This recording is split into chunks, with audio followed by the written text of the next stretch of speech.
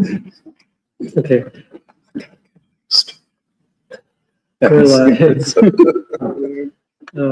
Good morning, everyone. It's March 7th, 2026, and obviously we're talking about the U.S. and Israeli war against Iran.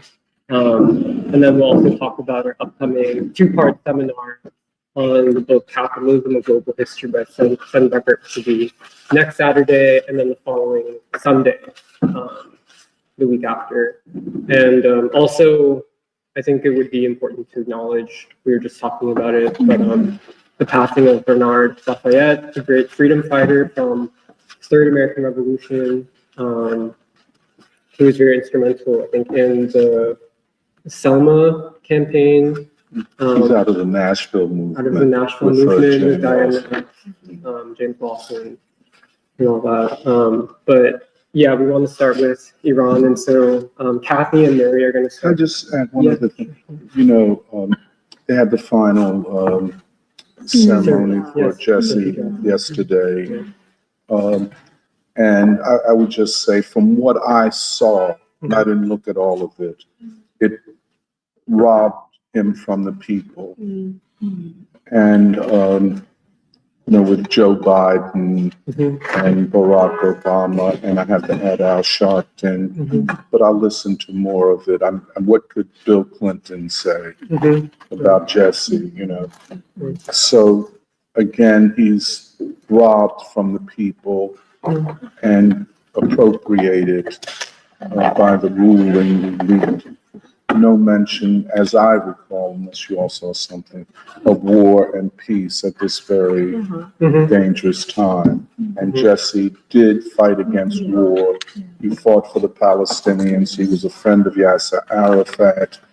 He was a friend of the Ayatollah Khomeini in Iran, so on and so forth. So I just wanted to bring, we'll talk more about that in coming years.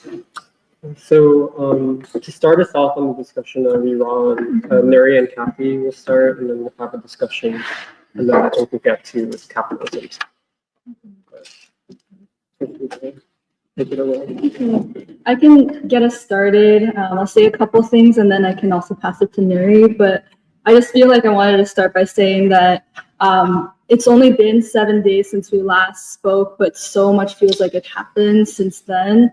And like, it's one of those weeks where it really feels like, and I think I was reminded of this when I was talking to Shimbarcha, but it really feels like one of those weeks where it feels like not just years, but decades happen. And that feeling of acceleration, that feeling of overwhelm, I think is actually, a character of this that I think we're all feeling, but it's also a situation where I do believe propaganda and the control of information and the control of narrative and even the weaponization of confusion and overwhelmed anxiety, all of that I feel like is something that the ruling elite know. But for us as revolutionaries, I feel like a big part of the ideological battle that we're committed to is to also not just get all the facts straight, trying to make sense of it and really receive all of this information, but to also ask the right questions and locate the moral dimension in all of this.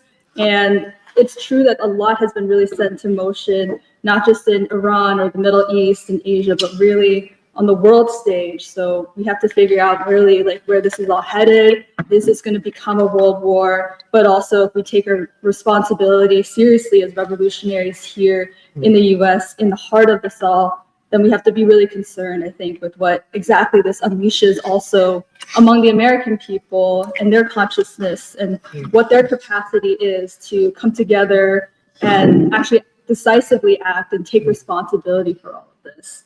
But a couple things that I feel like have happened since that are worth touching on.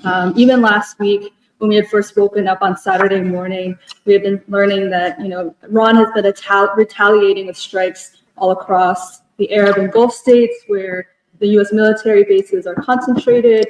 And it's really been interesting to see how all of these Gulf states are in this veil of luxury and highly developed cities and safety as a place of transit or vacationing between Asia and Europe has really been pierced. And it's been actually really interesting to ask ourselves, having developed in all these decades of, selling oil and capitulating to the West, and their leaders claiming Arab and Islamic civilization, but having not stood up for Palestine all these years, are now really exposed for this collaboration. Like, the questions are really raised, like what produced these very unusual states, what's going to become of them, because there's no way that, things can really go back to the way that they were. And that Iran, of course, has been especially concentrating a lot of their fire on Israel, and Israelis are having to actually force themselves to flee into safety and to bomb shelters and exit their countries, and discovering they have second passports all of a sudden. But despite all this, like, Israel's been trying to cover up all this news of that kind of destruction and toll in this propaganda war, trying to really make their Iron Domes and interceptor system something that, hasn't really lost steam in this moment. But also, even all this outrage and disgust that has been unleashed in the masses of people around the world have really been seen at all these protests at U.S. embassies in places like India and Pakistan and Bahrain, where especially there are a lot of Shia communities, which Iran represents, and especially the supreme leader represents such a huge part of their leadership. But I don't think it's just limited to those communities specifically, because I think this really sends a message to, like, humanity's, darker and poorer people who are asking themselves, like, what kind of what moral basis does the U.S. and Israel have to wage this war, to kill so many children? And like, there's no amount of accusations of anti-Semitism that can really push them away from this, especially since after the Epstein files have really revealed that these Western elites are so morally depraved, are so anti-human, and so anti-children and race scientists. Yes. And so I think that it's been really worth following along how even in places like Pakistan and India, these protests are even being met with, being gunned down by like U.S.-backed forces, and what that really says to those people who are really boiling in their outrage. I mean, there are so Israel and the U.S. are continuing to strike Iran, and as well as Lebanon and many other places, and we've learned that at least, but probably not limited to, like 1,000 civilians have likely died, if not more. And I think by the morning of last Saturday morning when we were talking, we had already learned that, the school for children, for girls specifically in the town of Manab, have been hit, where 200 schoolgirls between the ages of 7 and 12 were killed. And we were just talking about this, and I think we've all seen the videos and the photos and like all the pain, and I think it's in the special, and even their mass funeral as well. And it's been really, really, sticking to the stomach to really learn that the toll was also especially high because it was a double tap strike, which has been featured a lot in the genocide in Gaza as well, where, the first strikes happen, first responders or their families come and try to find survivors from the rubble, but then that's when, at their most vulnerable, Israel strikes again.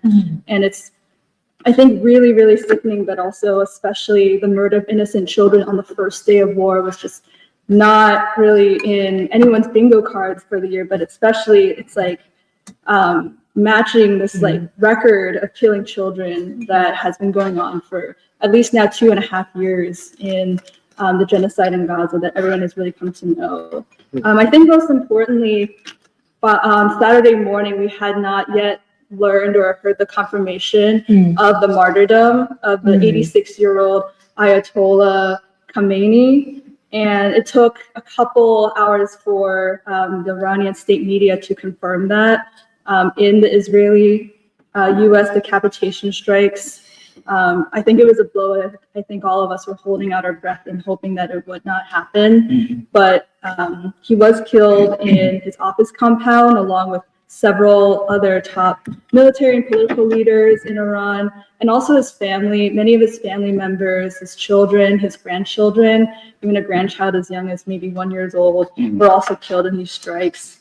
And it's just really shocking because, there had been negotiations going on for weeks leading up to this, but at this stage, like there's no other path for negotiation. There's no other way for Iran to accept some kind of ceasefire when their leader has been so brutally decapitated. And for talk of regime change, it's like if they have killed so many leaders and also even have struck the homes of Iran's opposition leaders, it's almost like they're really more interested in this total collapse of this of the Iranian state, the way that they had. And they were breaking the fast of Ramadan. Right. I'm sorry. No.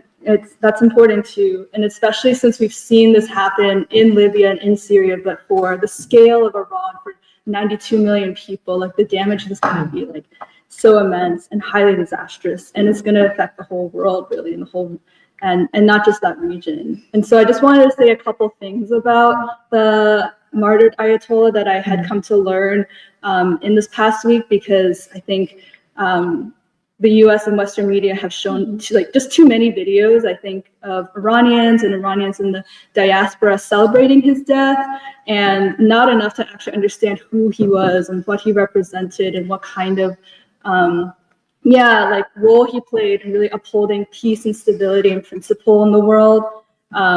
So he was actually born to a Persian mother and an Azerbaijani father, and he actually spoke 4 languages in his lifetime at least. And he had started his religious training studying Arabic and the Quran even as early as age 4. And I believe he went to a lot of these very prestigious schools and had a lot of mentorship in that Shia tradition. And then he actually had been known to read and recite and compose classical Persian and Arabic poetry and even calligraphy.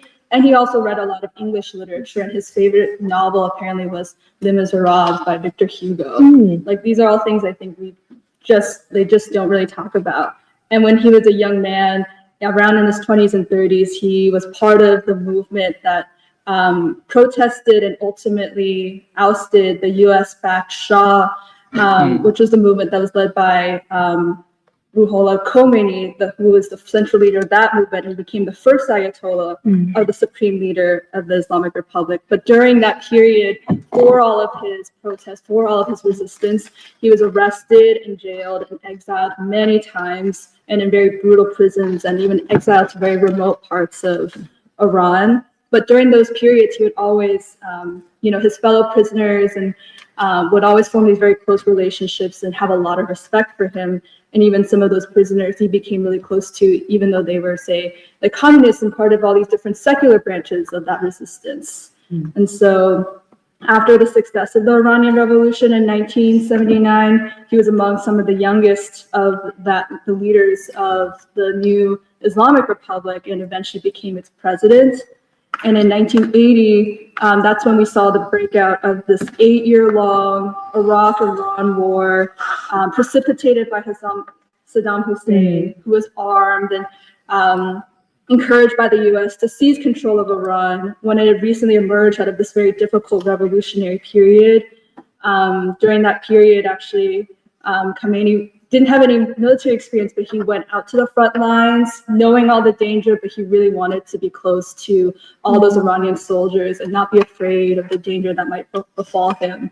And I mean, that was a very brutal conflict that killed also 1 million people on both sides of Iran and Iraq. And I don't think enough is talked about on that side. And then in 1981, I learned that he survived an assassination attempt where there was this tape recorder and a bomb had gone off, and that actually damaged so much his dominant right arm and his lungs and his chest and his throat, but he miraculously rehabilitated himself, and he learned actually how to write again and write calligraphy again with his left hand. This is really a man who was able to overcome so much, and as we say, keep his eye on the prize. And so after the death of the first Ayatollah Khomeini in 1989, he became the next supreme leader and Ayatollah, and he served for 36 years, which makes him one of the longest serving leaders in that entire region, let alone Iran.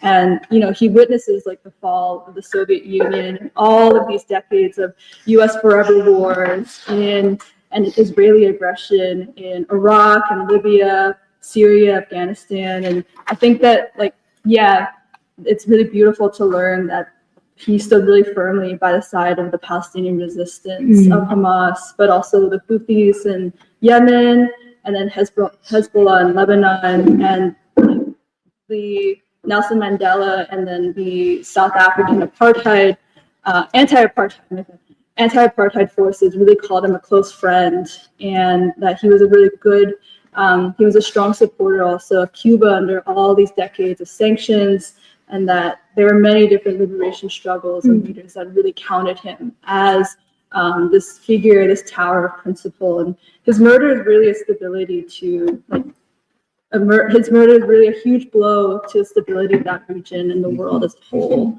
And I mean, if that is one side of this that is very civilizational, it's also worth saying that, you know, I think it's really clear that, you know, it's not lost on people that this level of brutality and warfare, especially in these first few days, like on Iran, can't be, it can't be understated that it's an attack on Persian civilization, which really goes back thousands of years. And it's a civilization that's changed many forms, but even as early as the 6th century BCE, like it established one of the first centralized states, and it really was able to, you know, form these extensive relationships of like trade, but also knowledge exchange, and these diplomatic relationships with ancient Greece, but also China and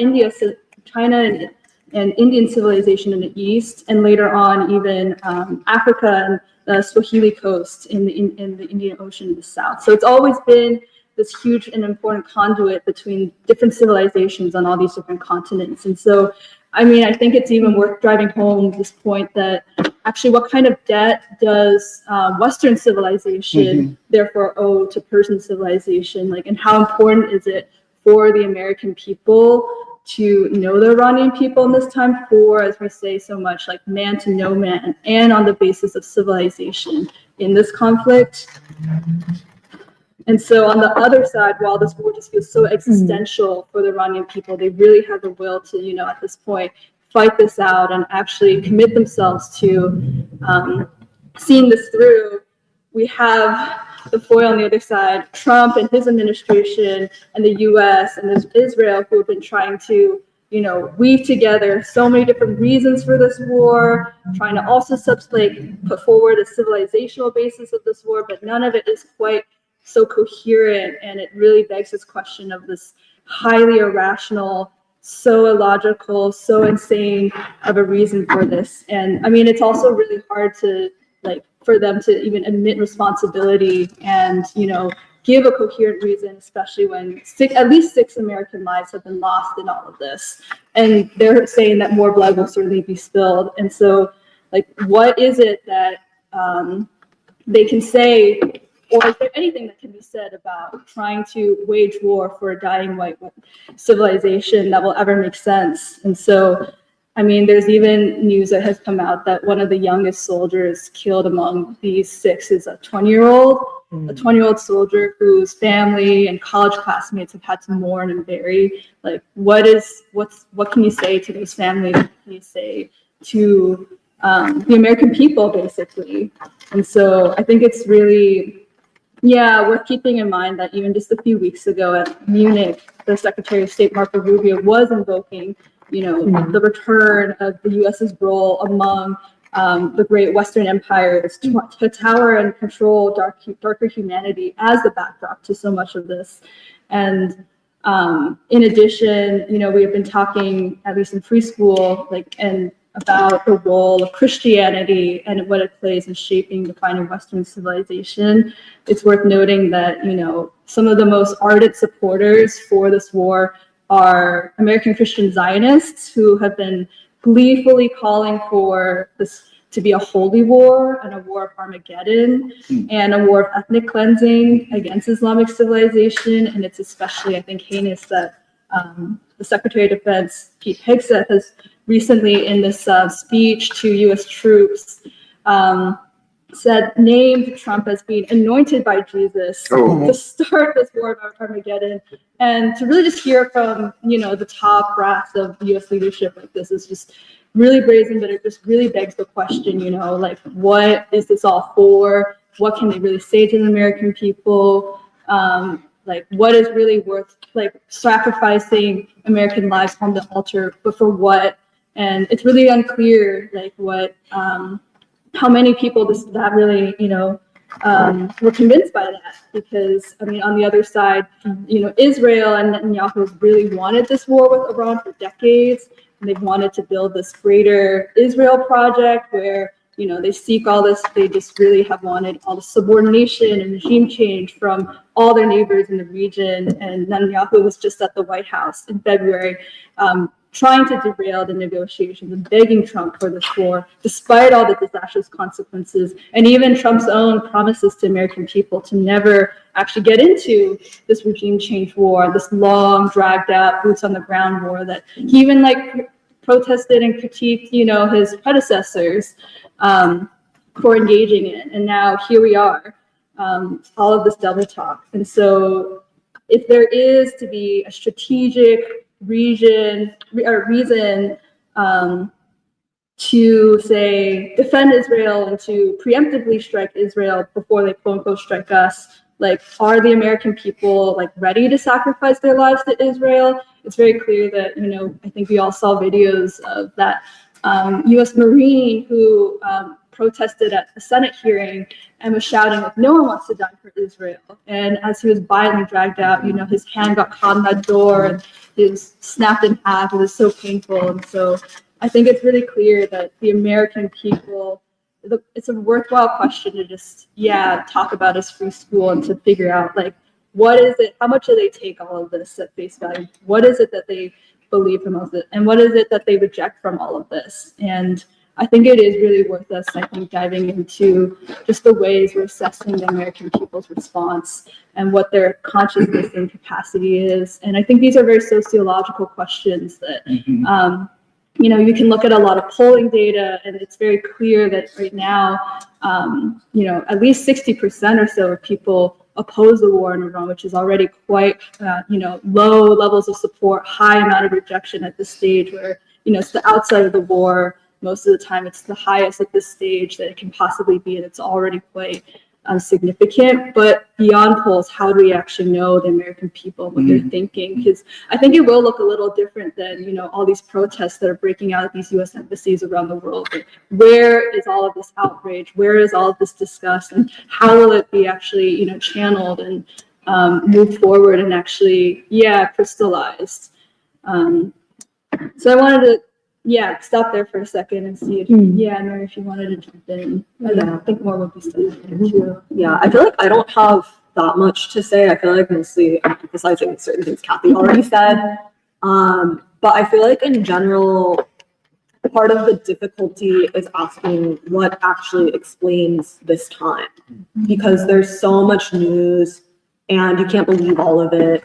But basically, like, everywhere you look, it's staring you in the face that there are these crises, there are these problems. America has so many contradictions to which there aren't easy, apparent answers. And I feel like the question is, how do we see in order to put together the pieces? And that is our role, which is that we want to provide ideological clarity. We need a framework and a science. And I feel like in some ways we've been developing something over these last years. And every event or every development is basically a test of how ready we are to actually understand the American people and where this country is headed. And I feel like that is actually politics. Like, politics is knowledge, and not just an individual perspective of analysis, but a collective understanding of how how a collective can coherently assess and understand reality so that we can act. And so that we don't act just as individuals, but actually act in a greater picture, and a greater framework. And so, I feel like I'm not a geostrategist, but I feel like if you ask me and Kathy to present, it's probably not for military strategy or geopolitics. And I think, Kathy, like what you said about it also being a propaganda war and this attempt for strategic ambiguity on a lot of fronts I think that is an element of the war. And I feel like that has to also be addressed in how we're thinking about things. Because we want to understand the world that we live in. And I think on the one hand, the war is so morally depraved, and that's one thing. But I think the other part of it is war is politics by other means. And if war is just the most brutal exercise of power to achieve certain ends, I feel like we have to ask what is actually trying to be achieved. What is Trump? What is the American state? What are the warmongers in Israel actually trying to achieve? And I feel like that is one area where there has been a lot of ambiguity and confusion over the last week, where first they say they just needed to destroy Iranian nuclear capability, but that makes no sense because with the previous attacks, they claim they destroyed it all. They also say that they want to do regime change. But then at the same time, the Americans like Pete Hegseth, like Marco Rubio, I don't know. And the Israelis are referencing God's divine plan and this war of Armageddon. And I feel like we have to ask what are we actually being driven by? And so the Americans, the Israelis, they claim that Iran is run by religious fanatics. Like Hegseth is saying that Iran has prophetic Islamic delusions, but then it's America and the Israelis who murder the Ayatollah, who's the religious leader. They're the ones who do it during the holy period of Ramadan. And in response, it's clear that Iran understands itself and sees itself as fighting an existential war for its state and for its civilization. But this is not an offensive civilization war to destroy another civilization. They see it as the West existentially threatening and attacking, like basically Persian civilization. And I just think that it's important to say very clearly, Iran is obviously not the country that is fixated on this framework of religious apocalypse. It's the US, it's the West that sees it that way. And for all that the West wants to say that it is the civilization of science, it is the civilization of modernity, actually it's the civilization that is being backwards. And if anything, I think Iran is a civilization of deep religion, of science, intellect, and spirit. And yeah, I just think that there is this logic to war that is hard to understand or takes effort to actually tap into, where it's the logic of like, okay, there's escalation, which means escalation. There's the flow of resources and military supplies. There's a choking of strategic supplies. There's like increasing the stakes, meeting the stakes. And I think in general, war is the place where the assumptions actually get tested, where a country and a state's highest priorities actually become exposed, because it's the question of what a country will fight and die for and is willing to pay like the highest price for, economically, like personally, individually. And ultimately, I think power is not infinite. And so it's the question of how are you going to channel your finite power towards achieving those most essential goals, which as a state you have decided you can't achieve through diplomacy, you can't achieve it through working together, you have to force it on the other party. And I just think that this logic of war, I don't even think the US is prepared for. But ultimately that's where it's going. Like Trump wants to claim that the US can wage war forever, but that's actually just not true. That's not the reality that we live in. And whether it's just like the literal matchup of the missile and the interceptor stockpiles, where I think 20% of the THAAD interceptors were depleted just in the 12-day war alone, or even just like the monetary cost of the missile interceptors versus the Shahed drones, or even the fact that the American people just hate this idea of dying for Israel. The fact that there's been no congressional approval for the war, no popular approval for the war, the overall threats towards, at this point, the global economy and global oil production and shipping, the fact that boots on the ground is just like not even really an option, and that the alternative, which is using military technology and drone strikes, that is finite and it also costs too much. And yeah, I just think that it's both the economic reality of how we're going to pay for this war, but then also the political that underlies it, which is that there is no support for this war. And yeah, I was looking a little bit into the numbers, and immediately after the strike, last Saturday, 59% of Americans opposed the military action in Iran, which is that's very high. 2 weeks before the strike, it was 49% opposed. And at this point, only 21% of Americans support the attack at all. And this is with like the knowledge that support is always highest at the very beginning of the conflict. And so it like everybody knows like this is really bad, where the best case scenario is the support that you have when you first strike, when nobody has actually experienced the pain or the losses. But the fact that it's already at its highest, it's 21%, I think shows that the American people have actually gone through like an experience, a journey over the last 10, 20, 30, 50 years. Where, for instance, with, let's see, the military action in Iraq in 2003, when that first started and Bush was seeking congressional approval, 50 to 70% of Americans favored military action to end Saddam Hussein in Iraq. Now it's like 20%. And there was no more than 30% opposition in the early 2000s. And basically it took, what, like 10, 20 years for 50% of Americans to call the war in Afghanistan a mistake. And that was a long journey. Even in 2009, like basically 2009, 36% of Americans thought that the war was a mistake and 61% didn't. And it takes another 10 years for it to become basically 50-50. And so I think there's a way to sort of look at this and be like, oh, I can't believe that 30% of people are still like indifferent to the facts that there is war, or that it's not 100%. But I just think that 60% opposition to the war in Vietnam took basically 10 years. And I think that at this point, this thing of like war weariness or asking what was the point of all of that, did it actually make the world better? If I was fooled once and I believe that we were fighting to make the world a better place, at this point, can I honestly live with myself to say like we lost thousands of lives, we paid millions of dollars in taxes, our country is not any better, their country is not any better, and what have we gained?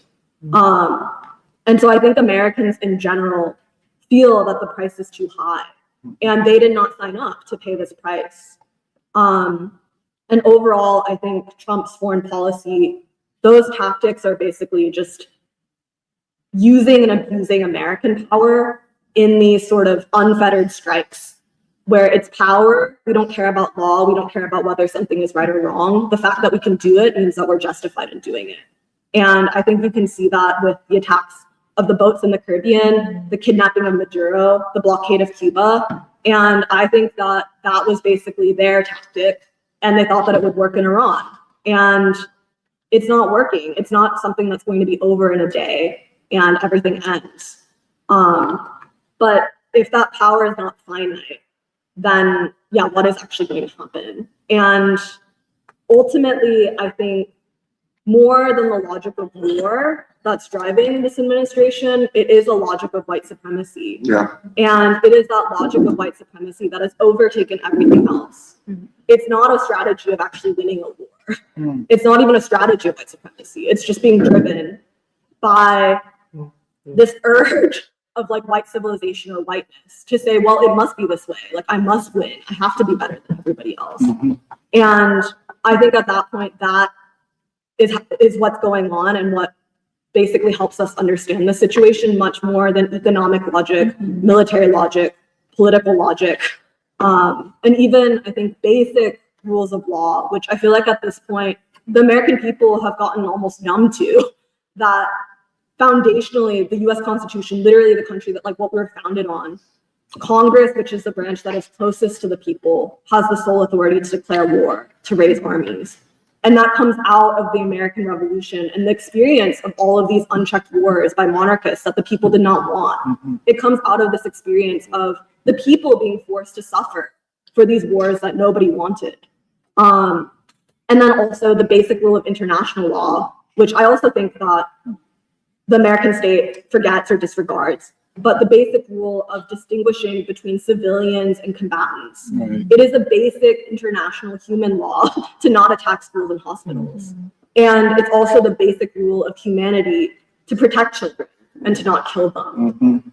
And I think that this idea that only some lives are precious and that there's nothing to respect in this world but power, those are anti-human values. Those are white supremacist values. And they reject the entire premise of humanity. They reject the reality that we are actually a single human race that has such a thing as consciousness and morality, and that we live in a world that is not just like the brutality of animals.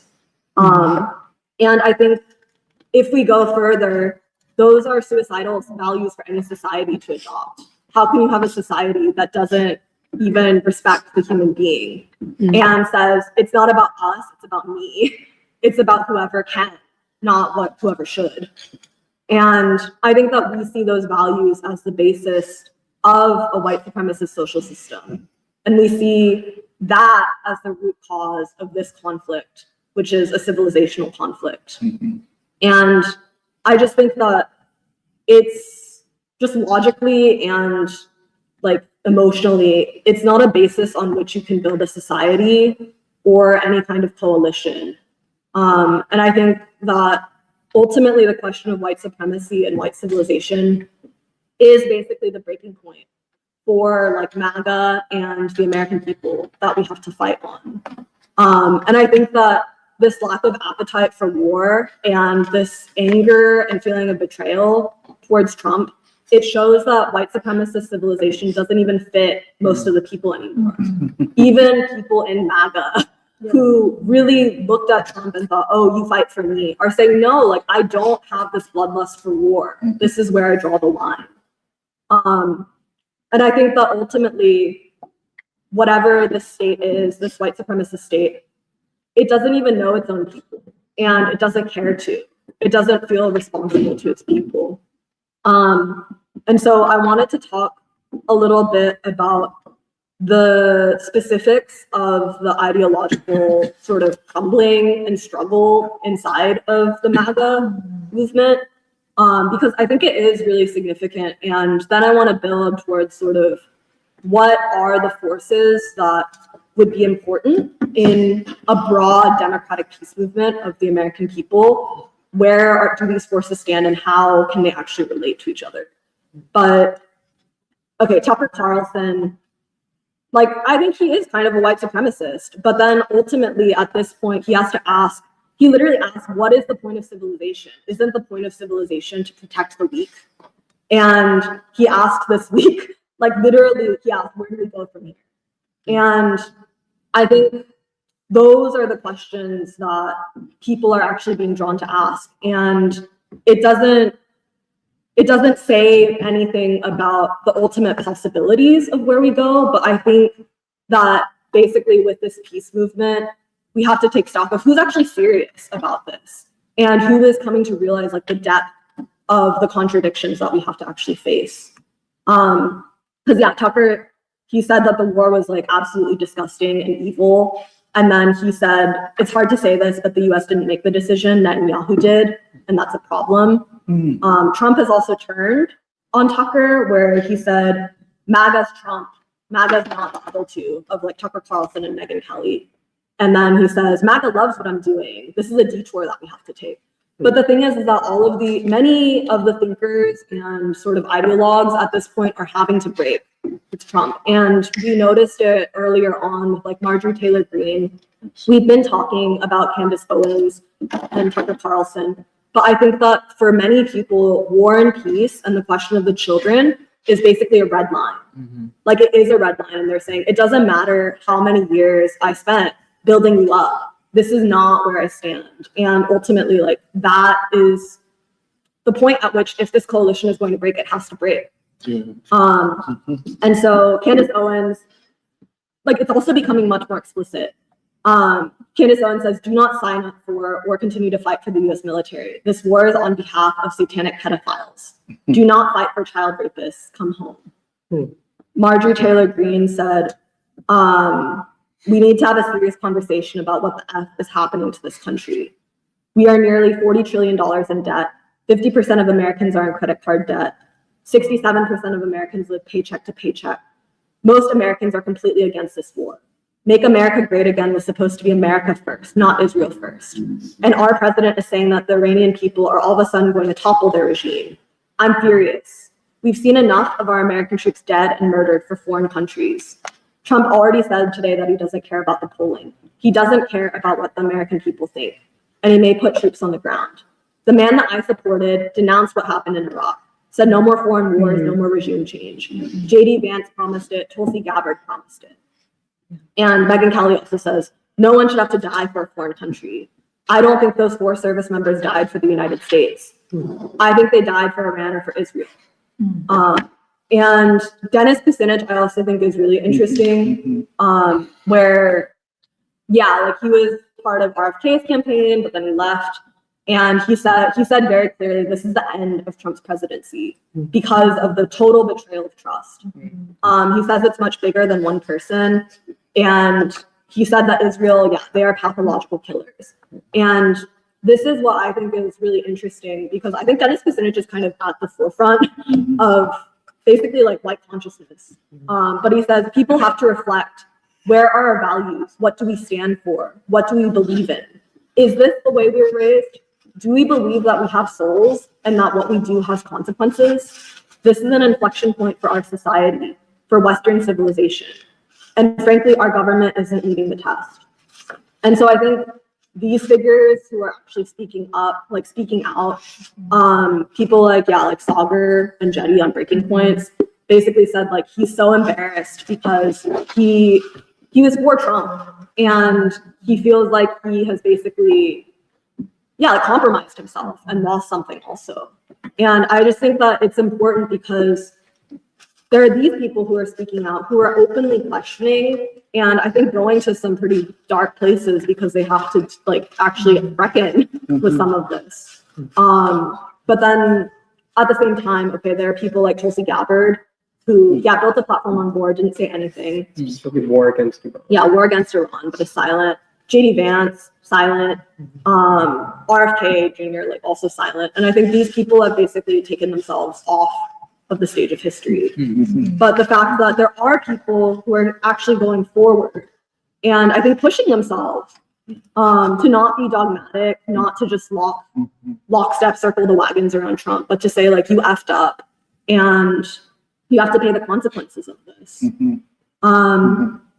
And ultimately, I think that those people like Brian McGinnis, the Marine, and the MAGA base, I think that it gets distilled into kind of one starting statement, which is just, I don't want to die for Israel. And I think that that's a really concrete statement. It's not abstract, where like the country shouldn't sacrifice things for Israel, but it's, I don't want to die for something like Israel.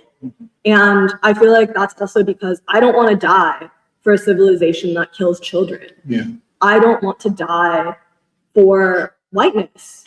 I don't want to die for something that is so morally depraved. Where I think it's a concrete statement of not identifying with Israel as a country in particular because of how it behaves, what it does, what it reveals itself to be in values. And so I think ultimately the question of a peace movement burdens us, and I think it should actually weigh on us. There are a lot of questions. One is like, why did Trump end up going this way? Why did he so turn on both what he actually tried to do in his first term, and then more recently, his clear campaign promises, the clear platform, and maybe even like his better angels of what he could have done. And I think maybe a more important question is, if so many people are opposed to the war, why is there not a fully realized peace movement yet? But I think the actually more appropriate questions to ask for right now is, what actually will this peace movement be based on? Who are the constituents? Who are the American people who are ready to turn against war and to actually fight for peace? And so what could be the reach of this peace movement if it speaks to what so many in this country are feeling? And what will be its ultimate principles? And then where will we go from there? And yeah, I just think that this builds on, in some ways, what we've been working on for years, but feel like a new sense of urgency to actually deal with, where the American people are in the wilderness. 45%, fully 45% of Americans identify as independents. not as Democrats or Republicans. And that's up from 30% in the 1990s. And so if almost half of this country identifies as not identifying with the political party, what does that say about both like the two-party system, what political aspirations are actually represented? But even more than that, 54% of millennials and 56% of Generation Z identifies as independent. And that's also a large rise from like 5 years ago. And so I just think that it means that there are no more party loyalties like that. And it's not about discovering some like new center coalition. It's genuinely that political parties do not reflect the majority or the will or the dreams and aspirations of the American people. And yeah, and I think that war has to be seen as a really big part of it, where I think in the Iraq war, like whatever congressional war powers vote happened, it passed really easily. Today, like this week, it was, I think like 52-47 or something, 52-48. And only one Democrat, which was John Fetterman, broke to vote with the Republicans. And I think that 50-50 vote even is a huge move from the Iraq war. Yep. But the thing is that even that does not represent where the American people are at today. And I think we have to see Democrats rallying against this war. It's such a cynical move because ultimately their whole platform is just struggling against Trump. And so I honestly think that Schumer was happy that this war started because he was like, oh, Trump is shooting himself in the foot. And now the Democrats will look so good when this war fails and now we rally against it. But I just think that the Democrats are also acting like, do you think the American people are stupid? And are you actually serious about representing them? And I don't think that the Democrats are. But if the American people have never been so anti-war, I feel like it's the coming together of both the older people who have the historical experience of living through decades and decades of endless wars, who actually feel that weariness of experiencing decades-long conflicts and seeing the world not get better, having to ask why. It's also the people who maybe a decade ago they were beating the drums of war and now have to ask, did it change anything? For the children who actually grew up in this civilization, in this generation, I think we have to ask why, where I don't think the youth feel satisfied with, oh, there's a history of conflict in the region and to protect our interests, like we just always have to do this. I think people ask why. And I think ultimately it's both the young and the old, the war exhausted, the confused, the questioning. I think it's the people who are actually concerned with American national security, like even just on that level of like military logic, political logic. But those who are also concerned with the children, who are concerned with democracy. I think that the MAGA anti-war crowd like actually is very significant, where I think some are white supremacists, but in this process of war and peace have to question ultimately what are my commitments to this ideology? Am I actually committed to white supremacy? And I think some people who are questioning this war do think that they're fighting for Western civilization, but in the process, I think we'll learn and relearn what America actually is, what white civilization is, and what America actually can be. And I think I was thinking about sort of our logic of social change and our theory of democracy. And we say a lot of things, like you were like maybe 20% of white people. I don't think our assumption is that 100% of the American people need to necessarily be at the front of this struggle. And I also think that one of the other things that we've said is that not everybody is going to be in it for necessarily the moral imperative or for those reasons. And I think that if there are people who start out against this war because they're concerned with the economics and the politics and the betrayal of democracy, I think that ultimately, like, I think they will have to ask, what is the soul of white civilization? But I think that that is something that will naturally happen in the process of a peace movement where people will have to come to know each other.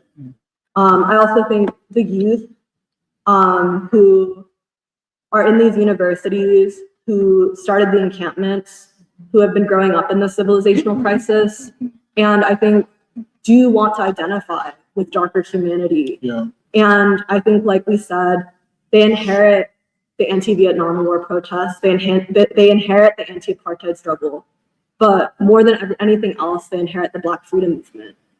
And I think even Democrats, but again, the question is, can you be a part of the peace movement and be complacent about white supremacy and white civilization? I think that nobody can actually be comfortable in this movement. And especially the progressive left, I think at this point, they have to stop thinking that it has all the answers and is just correct. And it doesn't matter, I think, if they have innovative tactics or a tactic, because ultimately they need to actually find the people. If we're serious about this thing of a strategy for peace. And I think, okay, immigrants who at some point have to stop celebrating when the US bombs and attacks their countries. Immigrants who have to actually become Americans. And to have a commitment to peace is something that joins us to humanity. And I think most importantly, like Black people who have always had this striving for peace. And we were talking a lot about Jesse Jackson this week, and basically the promises of his 1988 campaign in particular, and what it means that his slogan was very simple in 1988. It was peace, jobs, and justice. And he talked about the plants that were closed, that left millions unemployed. He talked about the people who don't have health insurance. And he also talked about the Gulf War that was going on. And he said, this is a problem of America thinking that it's strong when it's weak. Our true strength would be if we had a moral vision. And yeah, like Black people who waged the Black freedom movement and produced a Jesse Jackson.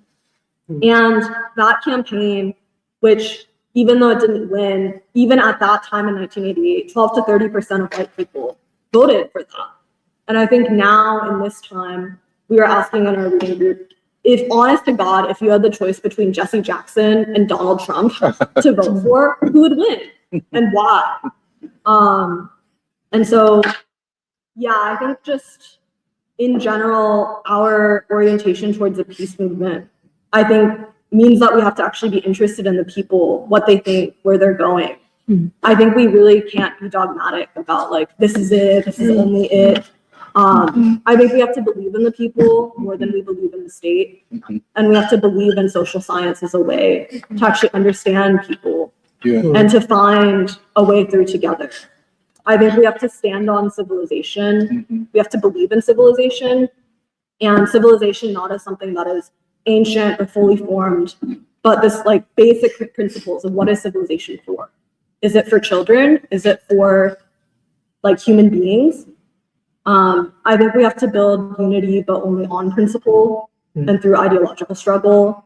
And I think we have to be part of actually this moral remaking of the American people. And I think one of the really big things, also building on last week, is this thing of nonviolence and peace as the highest of what joins the people of the world together. Not just the people of American society, but the people of the world. And that peace is something that has to be concrete, not abstract. And that ultimately, whatever logic of white supremacy, whatever logic of war, that ultimately has to give way to a logic of peace, a logic of love, a logic of nonviolence. And we have to believe that that can actually overcome whatever other stories of the world are happening. And yeah, I think the last thing that I just wanted to say was also that Khamenei as a leader and his thing of really seeing something in like Victor Hugo and Les Miserables, like that novel, I think that like does say something about the consciousness of human beings. And like Fidel Castro, like he also really looked up to Victor Hugo and also loved that novel, Les Miserables. And I think partially it's that I'm like, how is it that these people, like these darker people, see something in the oppressed like French worker, the oppressed French peasant, and actually see something about the story of like human race, Mhm. the question of like, okay, they're suffering, but someday there will be a correction. Someday, like Mhm. the poor will actually be exalted. Mhm. And I think that, many people in America are ready to also do the same Mhm. and to actually go towards a higher strength. But I just think that there is a lot in that point that you made, Kathy. But I think we really are serious about like a peace movement and a strategy to get there. And I think when we say strategy, it's not just like, oh, like, should we do a protest tactic or should we do a sit-in or teach-in? But I feel like it's a broader strategy of what actually is the science of social change. So that's all I have to say.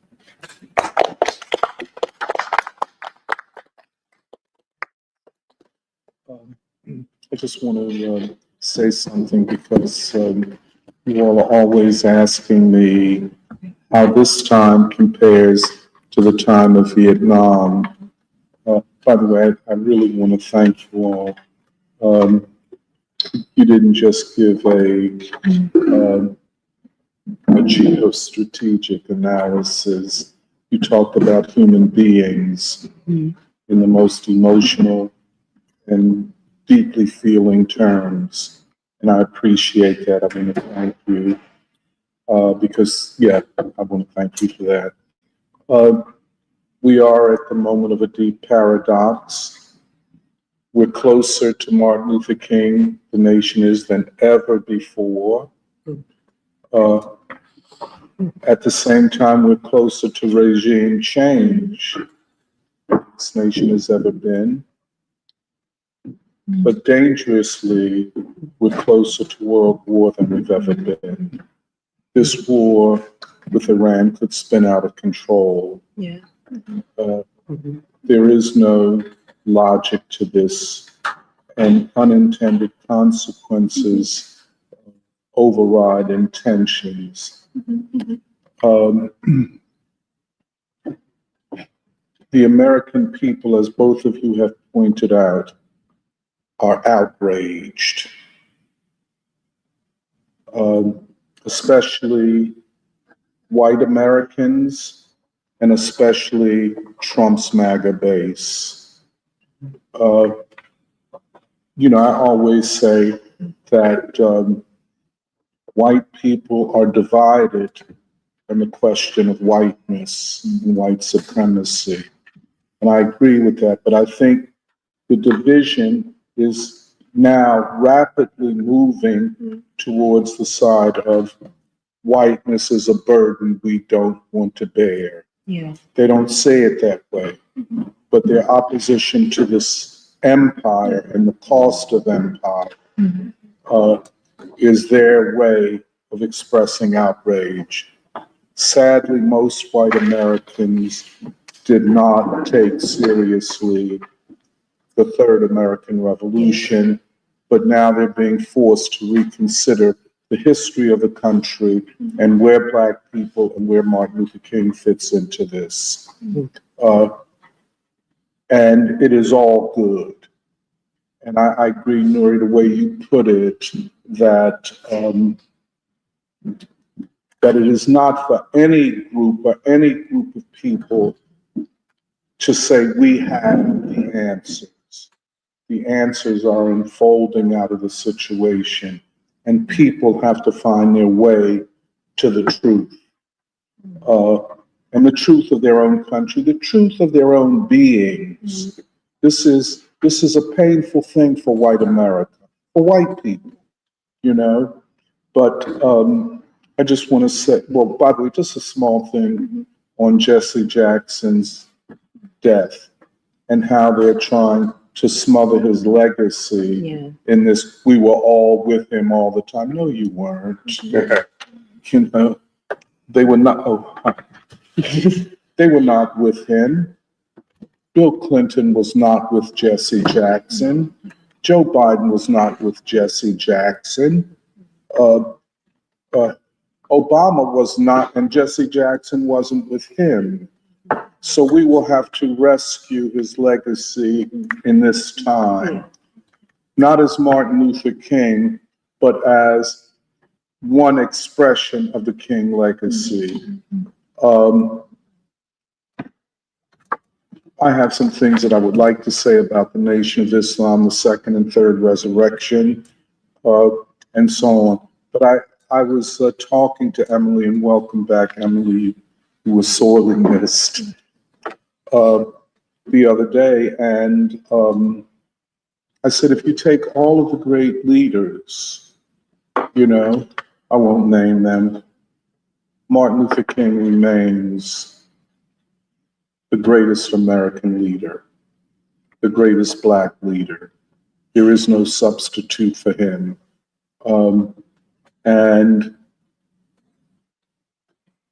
a third resurrection, if it is to take place in the Nation of Islam, will have to look more like Martin Luther King than anyone else.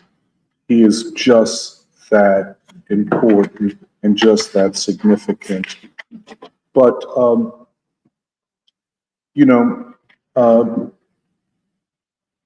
I'm very emotional when I think about you all, and when I think even more about you all, when I think about children,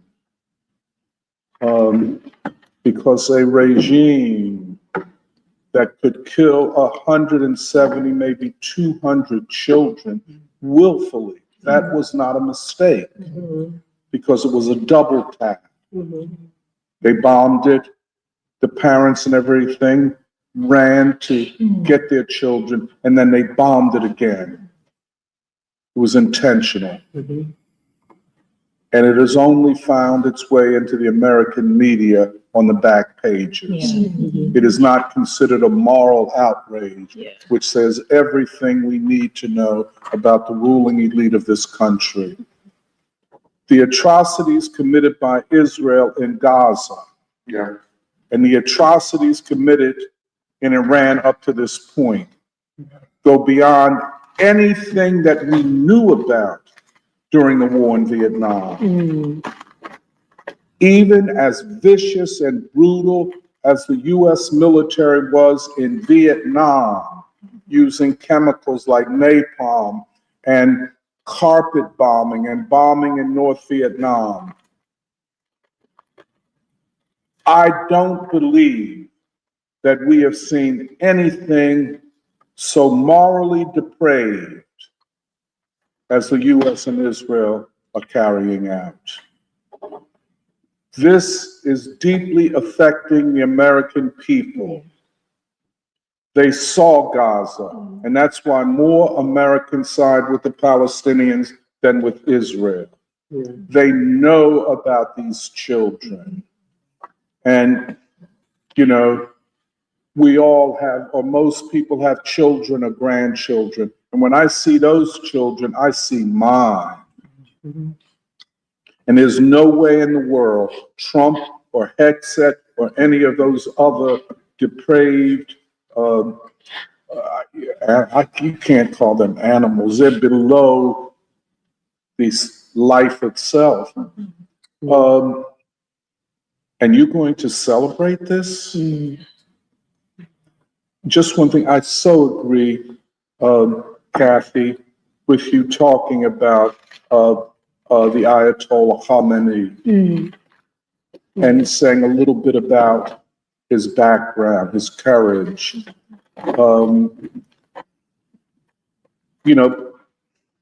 Iran is built upon Persian culture and its synthesis with Azerbaijani and other Central Asian cultures and South Asian cultures and civilization. It is a unique mix. But it is a high civilization, maybe one of the highest in the world. The Iranian mind excels in mathematics and engineering. That's a collective mind produced over millennia, far beyond anything the West has produced. the West has not produced the civilizational achievements of Iran. And certainly the Iranian Revolution of 1979 was civilizational because they fought to protect their civilization from it being overtaken by Western values. And that is why you have a spiritual leader, a representative of civilization, not just of the state. This is huge, and it was so beautiful the way you brought that out, you know, and but having lived through the war in Vietnam, again, I would say that you all, your generation, is facing things that we didn't have to face. It was never a question of regime change. It was always a question of ending a war and changing policy that led to the war. Most of us left in the sense of revolutionary left or social democratic left or liberal left. Most of us believed that if we end the war, we could heal the nation. That the war had exposed the depravity of the ruling elite in the military-industrial complex. Of course they lied to get into the war. But compared to this, the big lie was in 1964 where they claimed that American ship was attacked in the Gulf of Tonkin. Never happened. The elites went with the lie. McNamara knew it. Johnson knew it. They all knew it. They all knew it, you know. But it was kind of a war of choice, but it was local. The anti-war movement is nothing compared to what we're seeing emerging. It really started, you know, and you guys can imagine it given the occupation of 2 years ago. But let us be clear, the people who are ideologically and in other ways supporting this war were the ones in charge of the universities that shut that down. This is when we're going to get to Zionism, and some other things I might say, I don't know. But it began as an anti-draft movement of young people who were opposing being drafted into the military. And a good part of young people like myself, we were able to hide behind student deferments. Working class and poor people, whatever race they were, had nothing to hide behind. They had to go and fight that war. You know what I'm saying? But then at some point, they needed more soldiers for the draft. It was a draft back then. Everybody had to sign up. And a lot of people who were drafted into the military went to Vietnam. Others went to Japan or Germany or places like that. But the students stood up. People like Bill Clinton and Donald Trump, the cowards that they were and are, ran. A lot of people who had means went to Canada. They went to England, you know, and they, you know, just perpetrators. You know. But then there were students that stood up, and there were students and young people who went to jail because they opposed the war in Vietnam. We don't yet know all of their names. We need to know their names. However, what took this movement from a primarily student anti-draft movement into a broader movement was Martin Luther King and Muhammad Ali. Among others, of course, Angela Davis, to a certain extent, the Black Panthers, but not to a large extent. King and Muhammad Ali. That shifted everything. Black folk who, even like today, were waiting, waiting for one of our leaders to speak out, waiting for the right time. It's always waiting because you don't know if you can trust the other side of the color line, But when King came out, and he came out so courageously and eloquently, that the bombs in Vietnam explode in Detroit. The bombs of Iran are already exploding in Detroit. The cost of empire. But I never felt the way Jeremiah was saying he was feeling, just the emotional and mental exhaustion. I never felt that way. That, the way you guys feel was never so existential. Of course, I was drafted, I refused to go, yada, yada, yada. But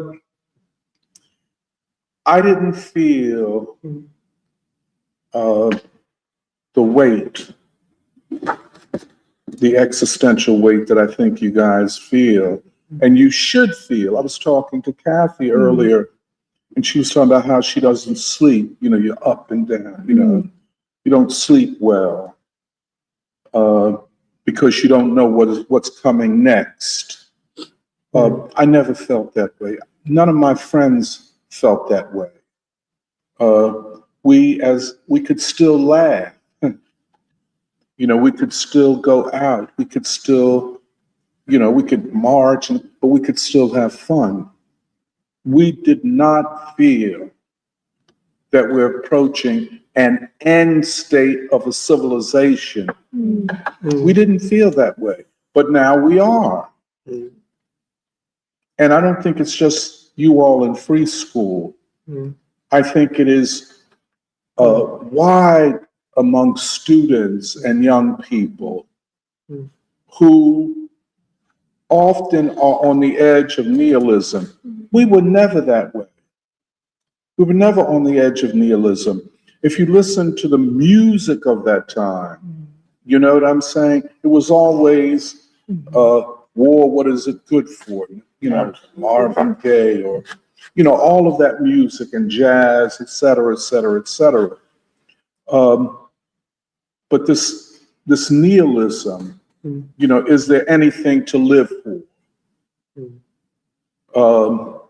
Has the elite, the ruling elite, deprived us of our lives?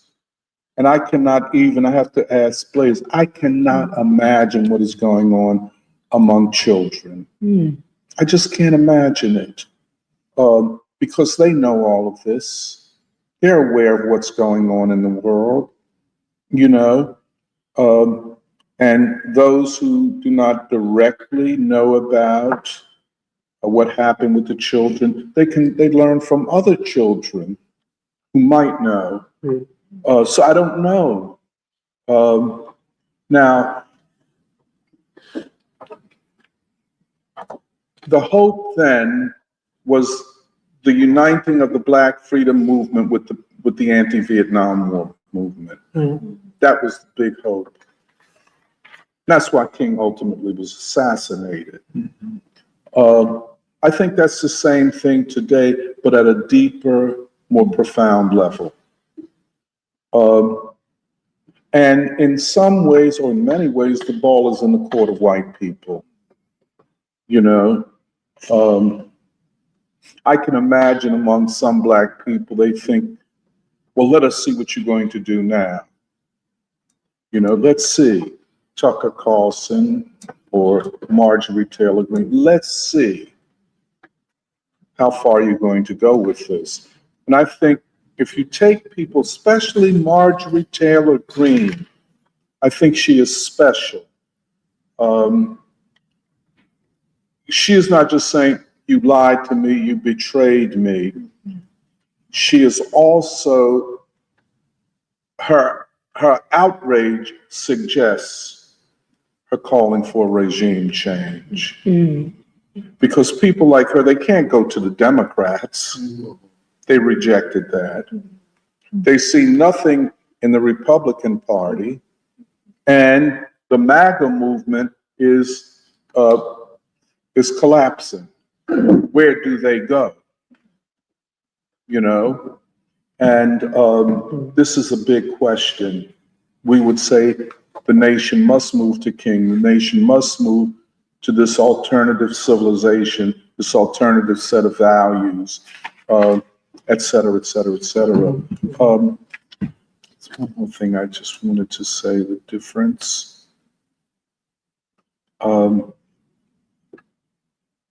I think for you all and for your generation, I guess for me too, I don't know. First of all, you all are absolutely right. There is too much cowardice in my generation. Too much what? Too much cowardice in our generation.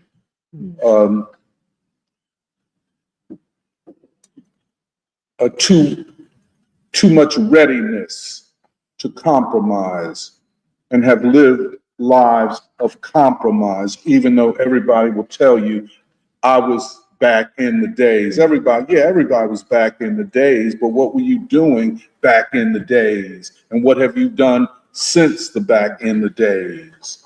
A lot of people of our generation hide in the church, hide in the mosque, and so on. But so you're absolutely right to say where y'all at. Where's the older generation? Why don't you provide more mentorship? You know what I'm saying? I would suggest to you all, maybe don't even look to them. Forget them. I know I have. I've broken all ties with most of them and don't give a damn about them and don't want to hear what they're talking about. But you all have to go forward without them, and you can. But it will take people like you all who see the whole and not just the individual. And that's why, you know, Noor, when you say the moral imperative and the revolutionary imperative, you're absolutely right. If you're not prepared to take a moral stand, get out the way and shut up.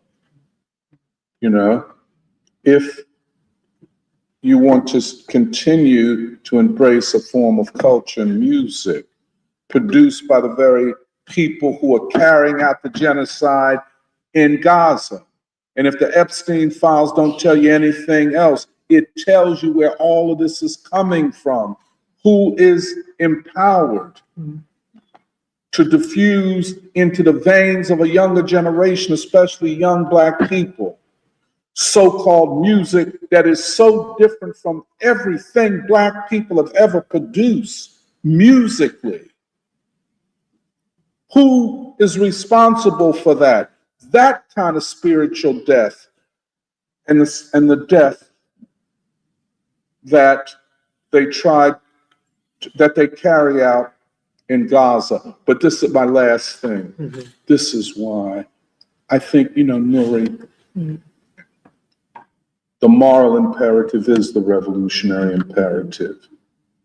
The Iranian Revolution is would you recap, is an example for us that to save their civilization, they had to overthrow the Shah and their capitulation to the West to save Persian civilization. And that's the same thing for us. But, you know, we have this added responsibility of the white masses and the white civilization. You know, but you get it. So I'll stop there. I wanted to thank you for your comment on the school and what you said about the depravity of the double tap strikes. And it reminded me of Mohammed Morandi's interview where he said, you know, if America was winning this war, they wouldn't be showing you videos of them using torpedoes on unarmed frigates in the Indian Ocean. That's not a military victory that you would broadcast. If you had a military victory where you shut down a missile city, where you shut down a drone factory, that is something that you would broadcast. But that isn't the case. And I think some people, it's just refreshing to come back to free school because I guess at my work, I'm surrounded by the older generation, and the older generation is not affected by the Israel-Palestine conflict. I'm sorry to say there is a generation gap, and the older generation does largely support Israel. And in America, there is sort of a unquestioned, Israel defends humanity and Iran is evil empire, whatever. And so I've been surrounded by that this week. So it's good to come back to free school and have some sanity. But also, in the 12-day war, there were articles saying that U.S. global stockpiles of THAAD anti-missile defense were reduced to by 25%. So logically extend that. You think you have 4 or 5 weeks of U.S. THAAD missiles in the area, and maybe extrapolate even further, a couple months of Patriot missiles in the area, and after that, Iran can level cities with their missile stockpile and their industrial. But I don't want to do global politics because, as Kathy very importantly pointed out, that's not the point. That's not what we're here to discuss. That's my weakness. I'll discuss that with you guys afterwards because that's what I like to talk about. But I had an Iranian friend during the 12-day war. He's on my soccer team, and he was down, and he was telling me, I'm so upset about what's going on in Iran. And I told him, Iran's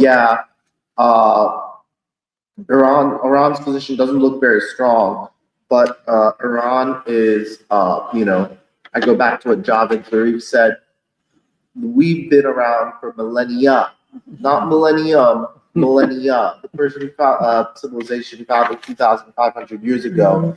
And when you come from a collective mindset, planning for 2,500 years, and then planning for, looking in the future, you have a longer term, longer duration of thinking, whereas America has only been founded for 250 years. We're a relatively young country. Our planners, I don't think they think past the midterms. And in this case, I don't even think they plan for the midterms. My prediction is this year will be pretty crazy, but the 2 years after that, Donald Trump will be a lame duck. And, things will return to lame duck presidency politics, where nothing really gets done and we reach deadlock and debt. And, the uniparty state is in control. The last thing I wanted to say about civilization and Iran, we talked about, so I think Jeremiah shared the Francis Fukuyama article, and I just skipped it. But I agree with the premise that, since it is the 250th anniversary of America, what the American Revolution and Alexander Mercurius talked about this on the Duran. What's not talked about is the British working. One of the reasons why the British had to leave India was the British working people refused to fight for the empire anymore, and so they were compelled, because of internal contradictions, to leave India, to abandon the empire, to retreat. Essentially, I think America will do the same. But even more so, we have a history. We have the American Revolution, which was us separating ourselves from the European continent. There's a pro-imperialist bend toward the Monroe Doctrine. But if you look at the Monroe Doctrine from the perspective of the founders, James Monroe, Jefferson, Madison, all of them, what they really wanted was a hemisphere that was no longer tied to Europe civilizationally. They wanted to move on civilizationally. They wanted to take the Enlightenment, but have a new American continent, American consciousness. And ever since World War II, we've been tricked into returning to the continent, philosophically and militarily. And, we need to return, a real, I'm surrounded by jingoists all day, and we need to return to a real American sovereignty, achieving our real nation's destiny. One that completes the 1776 Revolution of America and the Civil Rights Movement. So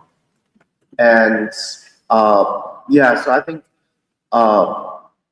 the Enlightenment and it needs to be seen as beyond the European project, and no one else in the city is going to undertake that task.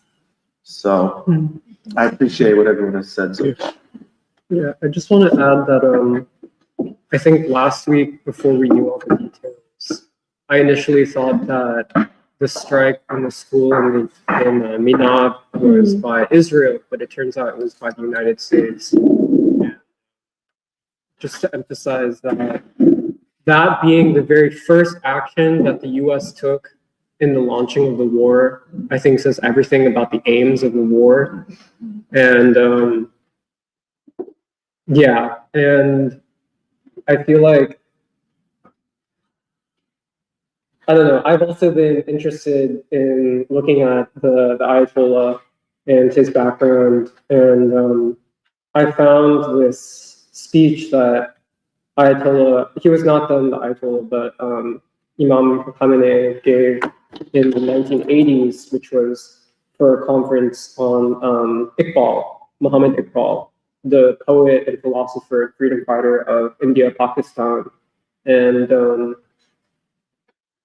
yeah, it's like, it is remarkable that this, like, you have this archetype of basically someone like the Ayatollah representing this kind of philosopher leader, like artist, like the poet leader, in a way that I think is very unique to Persian civilization, or Western, not Western, but of the Eastern civilizations. And I think especially something that he says in the speech is that,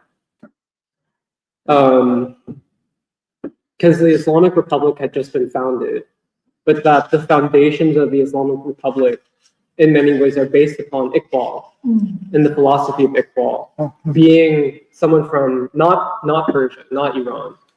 And I think he talks about how Iqbal, because he spoke Urdu natively, he didn't natively speak Persian, and that he had to teach himself Persian.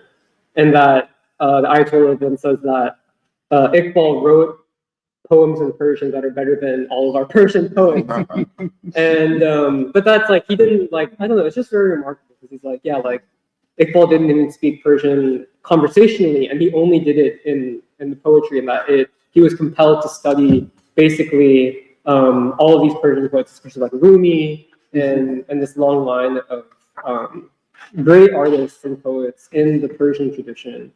And I think that, I feel like in many ways it kind of has felt like a crash course the past week, a crash course, not just on the war stuff, but especially the roots of the current, the modern day Islamic Republic in Iran, what they're based on. But I just found it very remarkable that the Ayatollah was saying that our foundations are not just in Persia, but also in, let's say, a poet like Iqbal, who I know that people in the free school have studied and read. And I think that is also reflected in, I think, because I've been looking at the website of Khamenei, the kind of official government website, and it's kind of buried at the bottom. He has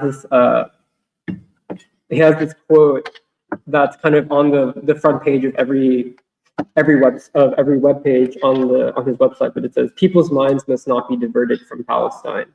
And I think that I feel like it is kind of not just about the sovereignty of Iran, although that's obviously part of what's happening, but it's also that Iran is paying the price for being that country that stood with and for the Palestinians, not just over the past 2 years, but longer than that.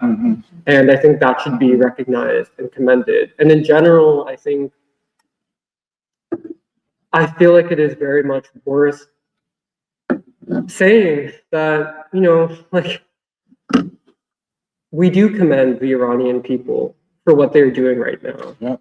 And I just want to say it because, like, for me, it's like watching all these videos of like Iranians holding these mass gatherings in the middle of this war, holding gatherings, and while literally bombs are dropping feet away, dozens of feet away, and it's not like, I don't know, I've gotten a lot from people like Mohammed Marandi, but just like videos in general on social media.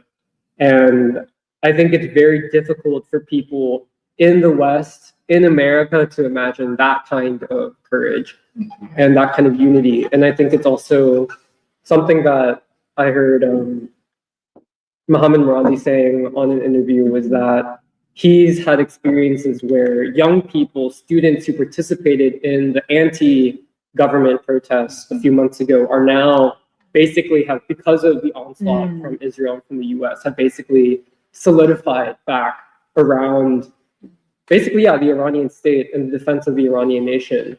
And this is basically what we said, the unintended consequence of this war, because the whole point, as much as we can tell that there was a point or a logic, any of this, is that they thought that they could decapitate the state and then the people of Iran would turn on the state and on each other. And that seems, if there's any coherence to the Trump administration, it's that they want to not just do regime change, but really collapse the state. To drag Iran into a civil war and to destroy the Iranian nation as a whole.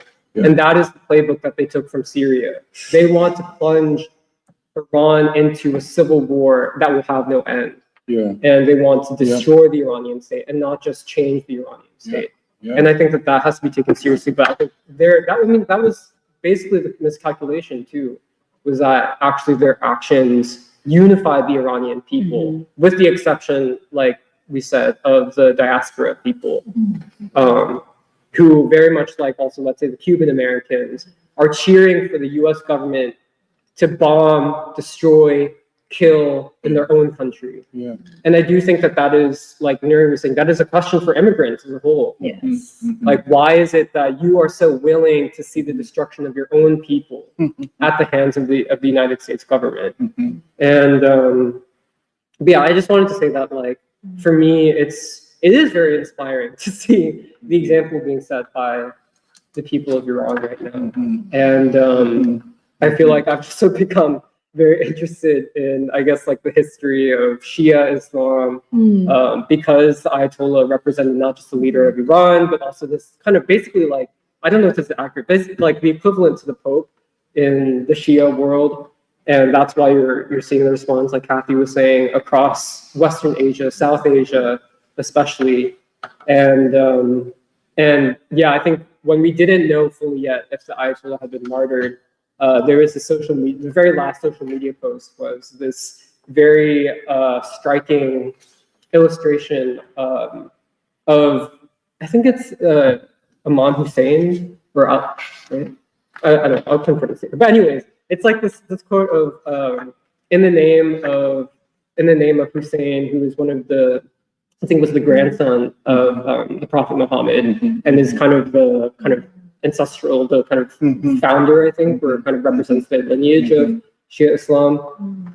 But that it's like this quote of, tell Pharaoh Moses is coming to the Nile, and that Ali with his sword is coming to Israel. And I feel like it's like, on the one hand, I think it is true that the Americans and the Israelis, the Zionists, have these kind of insane apocalyptic Armageddon visions for this war.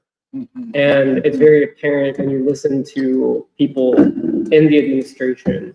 And at the same time, I think that it seems like the people, like not just the leadership, but also the broad base of people in Iran are not backing down and basically saying, yeah, if you want a war of Armageddon, like, we can do that. It's like, that's also what the Iranian foreign minister was saying in that very famous interview that's been circulating with NBC, where the anchor asked him, oh, it looks like America's might send a ground invasion of your troops. Like, aren't you scared? And then the foreign minister, Arachi, says, no, we're ready for them. We welcome We them. welcome them. We're waiting for it. And it's like, yeah, like if the Americans want to go there, it's like like Iran is not backing down from that. And so in many ways, like maybe it will be what is called a war of Armageddon, but that the outcome will not be what the Americans or the Israelis think. And at the same time, I do think that it's very worth noting that the reason for the risk of nuclear war is, I don't even think just because of America, but because of Israel. Oh, yeah. And I think that's actually the most dangerous aspect of what is unfolding, which is that Israel, which for so long has basically claimed that they don't have nuclear weapons, but everyone knows that they do.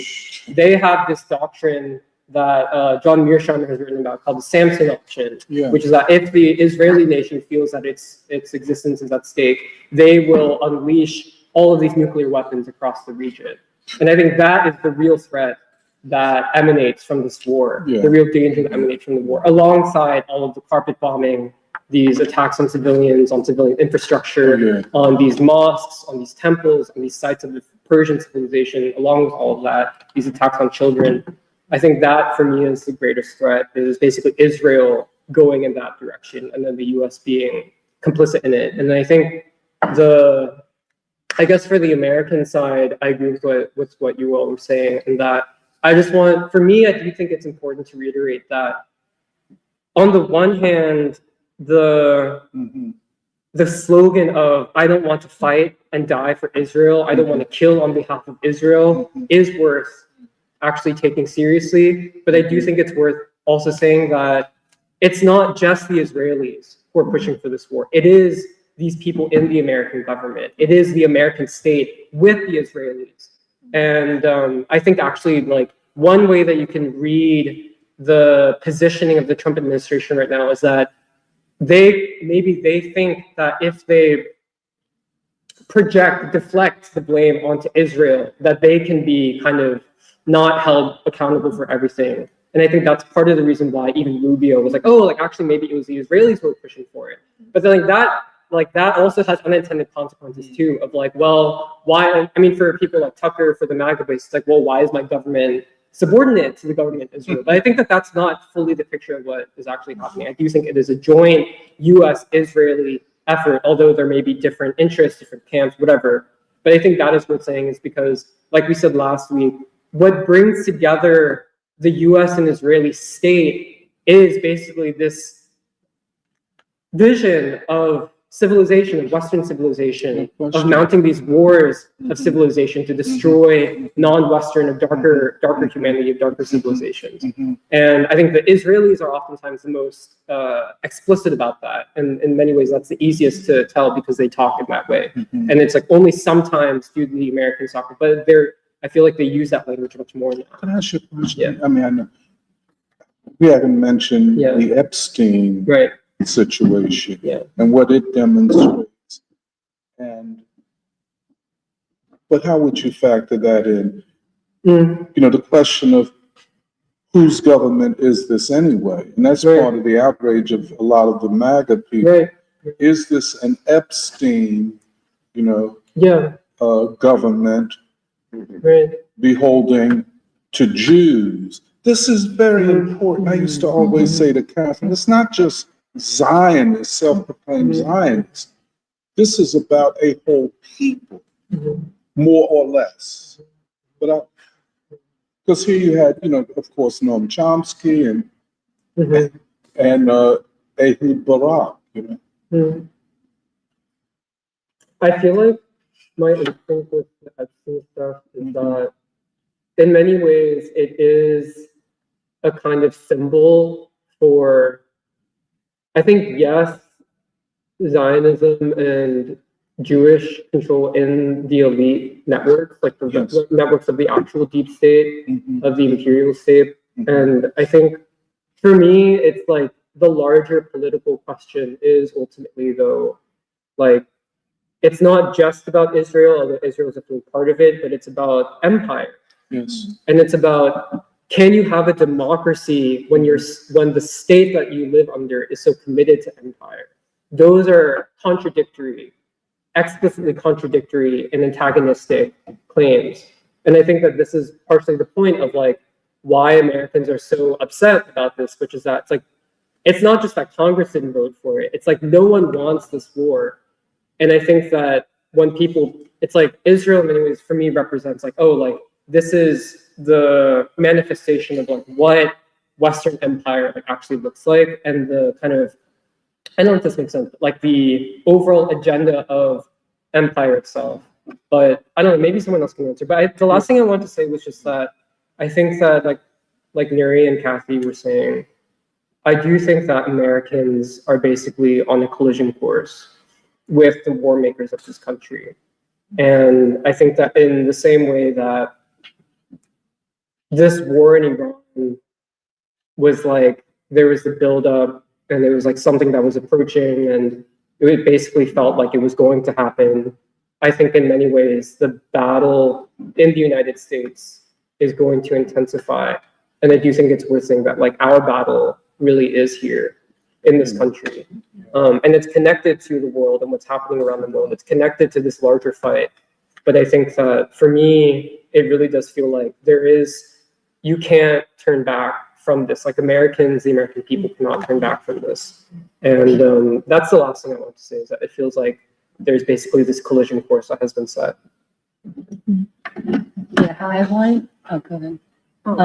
No, I wanted to say it is true, like watching these videos, especially of Iranian's foreign minister as well, I think Arachi, who just exemplifies so much courage in speaking about the readiness of the Iranian people, and actually that the West has underestimated the unity of the people as well.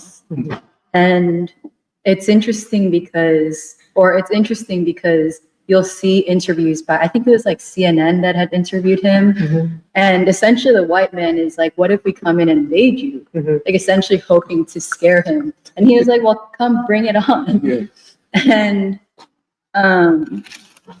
And I think the question that it actually brings up for me too, and it's a question, Doc, I wanted to ask you, because I found the comparison of the time of Vietnam to currently useful in understanding the American people and the American context.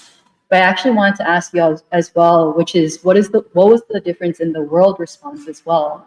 Where at the time of Vietnam, countries are newly independent, free, and whereas I think now it seems, and I don't know about then, and that's why I wanted to ask you, but then it seems like now the world is better understanding essentially that the U.S. and the West represent a different system of values and civilization, and they're more willing to defend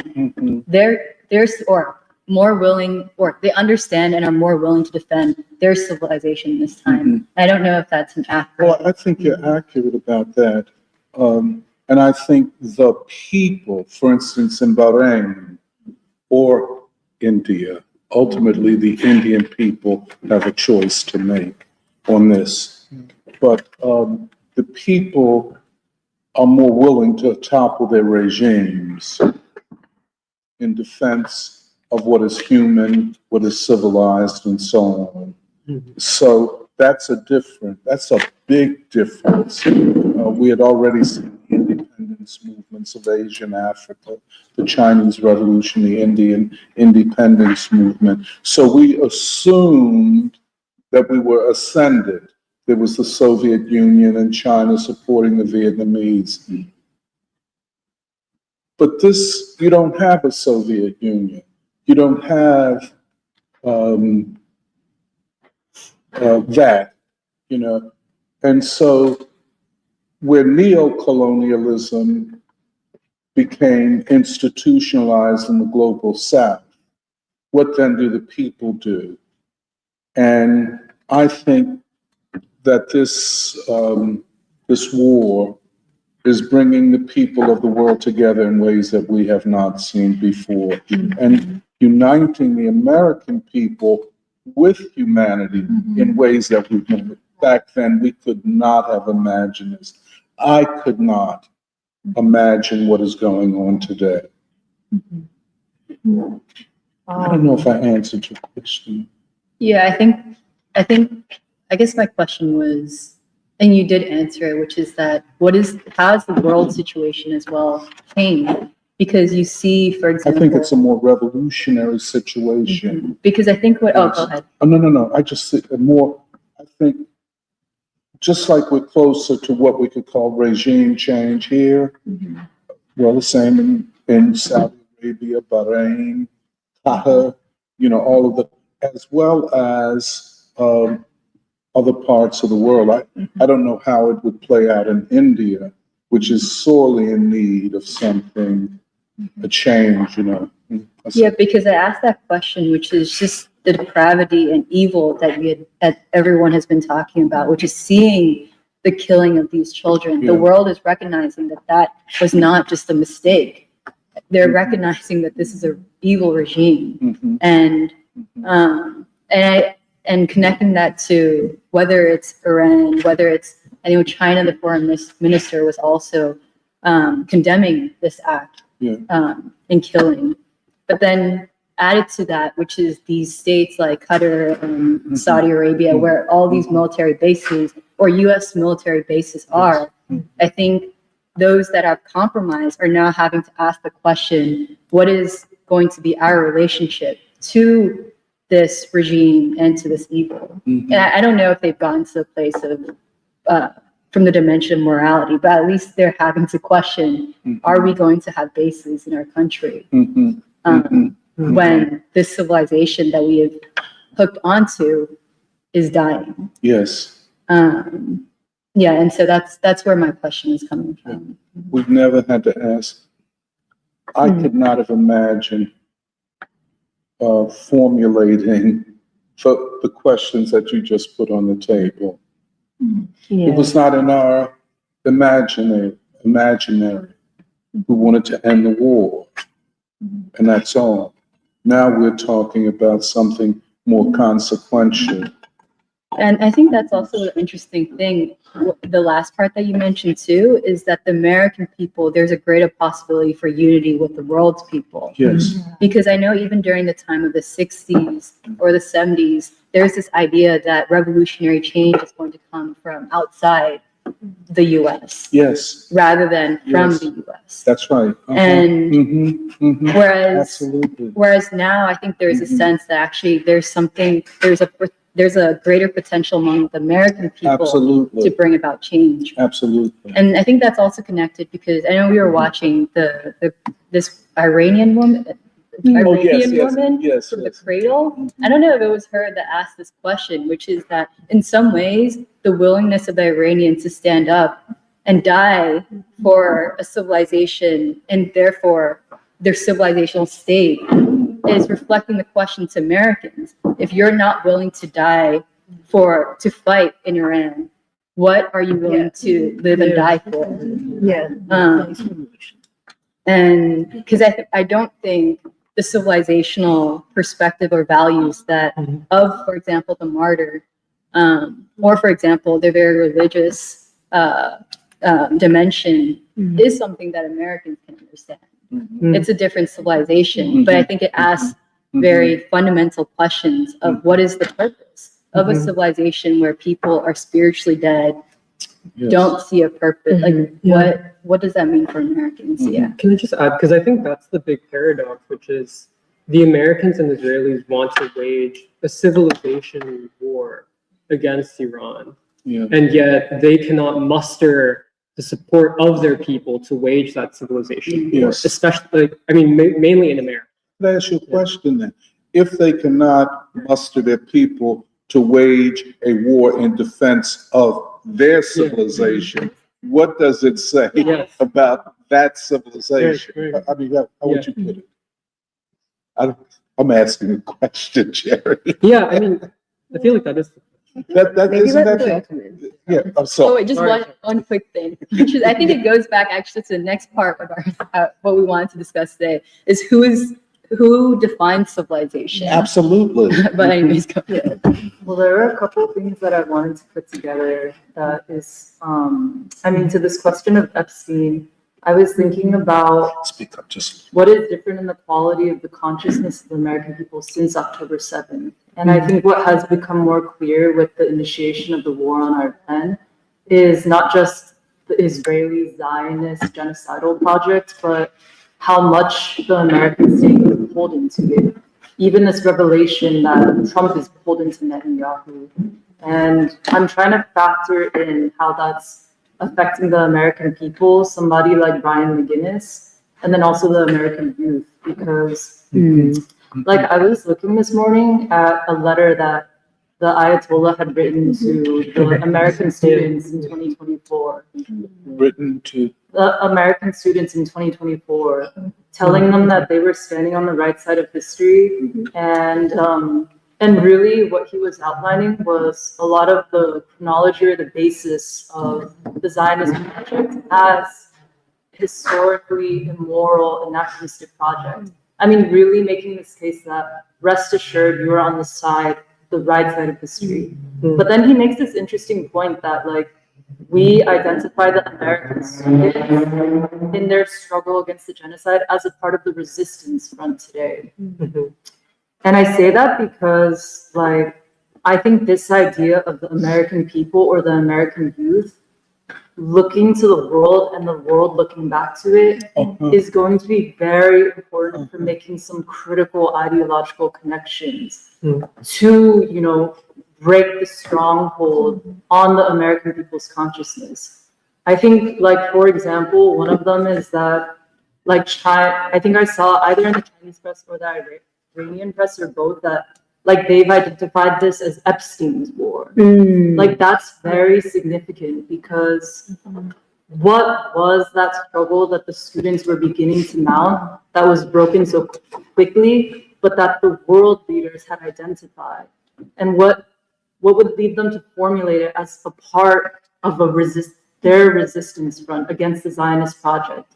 I mean, it's to say that they were seeing that, I mean, what we have right now is the seeds of an internal civilization war that's being mounted or developed in different ways.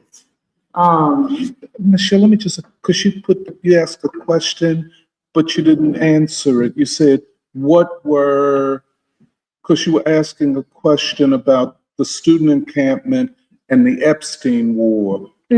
I just wanted you to. I'm also trying to connect a lot of like the pieces I'm putting out, so give me 1 second. Okay. Yeah, you're right. It's a little bit hard for me to organize everything, but what was the question that? Yeah, because see, you were saying something about the American people's consciousness and Epstein and this idea of an Epstein war. Yeah. So I'm saying that struggle that we saw with the university students against the university as an instrument of genocide Yes. is also a struggle against, I mean, science as an instrument of imperialism, science as an instrument of racism, is a struggle against Zionist control of the American historic process. But there is so much ideological propaganda that prevents those connections from being made. And I think properly established, like if we look at the chessboard, you know, our work is to see how this, it's like hard for me to put the language together, but that I think we're scientifically articulating like what are the makings of a civilizational struggle to end white civilization, to throw off like white civilization, of which like the Epstein files, the Epstein elite, the Zionist elite are the most evil manifestation, and to free the democratic capacity of the American people to rejoin humanity. And I'm saying that with this war, even in the last week, we've seen some new developments being made that I think we should keep our eyes on. And one of them, for example, is that I think in some ways it seems that even more so with the genocide in Gaza, the American people are more prepared to inherit the example or the struggle of the martyrs of Iran today. And like, even from my own experience, like Jeremiah was describing, the more you encounter Khamenei and who he was, the more you understand the ideal of martyr. And you come to say, for our struggle in this nation, like we can learn something from the nonviolent strategy that is used by the Iranian people, by the Gazan people. And I just think this idea of martyrdom became much more real when you saw that he really was a prince of peace. And he was not, I mean, it's all over the speeches. Like everybody says, just listen to him speak for himself. And you find an austere, totally contained, humble man who is willing to live and to die for his people. And for the American people to encounter a leader, a world leader of that caliber right now, changes something in our consciousness that I think is critical. I just wanted to introduce those few points, but it's also my way of wanting to build on this question of some questions that Nuri had raised about from where are we seeing possibilities for this new peace movement and what will its strategy be? And what I'm trying to say is that I do think our science of the Epstein regime or like the Epstein files is going to continue to be very important. Why? Because I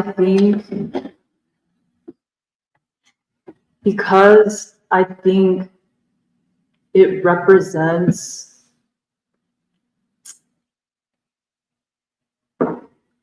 to me, it almost, I don't want to sound too abstract, but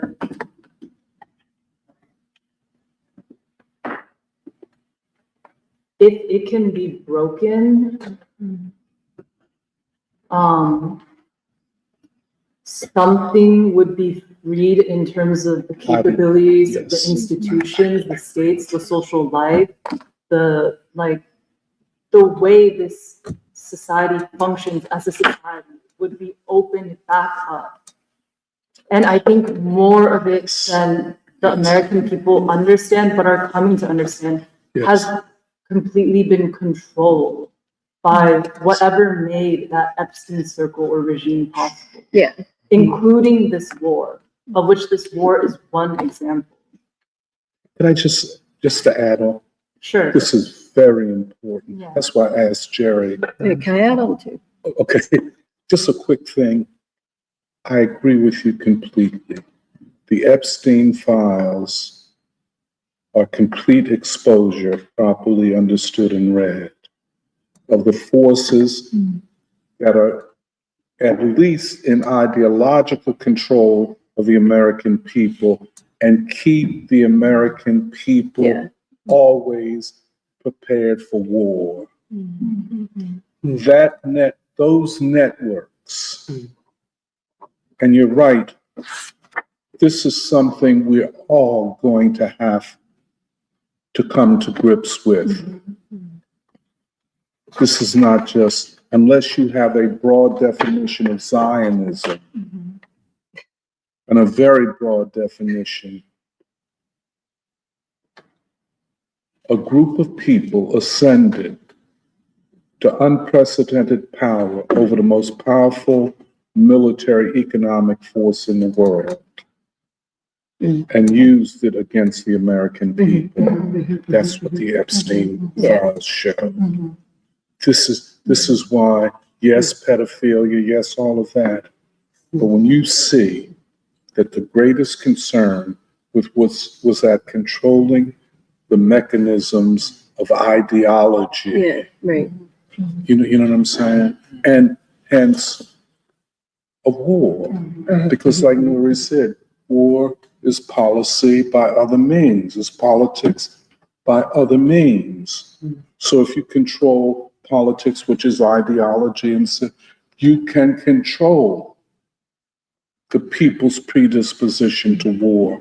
And once, this is what Alice was asking, and I'll say it this way, once the major concern of American empire was the Middle East and oil and the petrodollar. Once that was the main concern, a whole different set of ideological predispositions and a whole different set of elites, come to the fore. Let's keep it real. The Epstein class, as it were, emerges in the 80s, 20 years after Vietnam. Well, not 20, but years after Vietnam. And many in the Epstein class would say, oh, we fought against the war in Vietnam. Noam Chomsky would say that. Probably Woody Allen, with all of them. Oh, we weren't for Vietnam.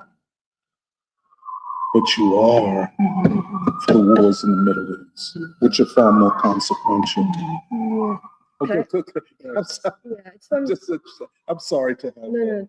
Well, I wanted to build on what you guys had talked about with Epstein, and then even what Alice was raising about that formulation of seeing what the Iranian people are willing to fight for because of a millennia of civilization, to be a civilizational people. What does it show back to the American people who are not willing to fight for whatever they understand to be their country or civilization?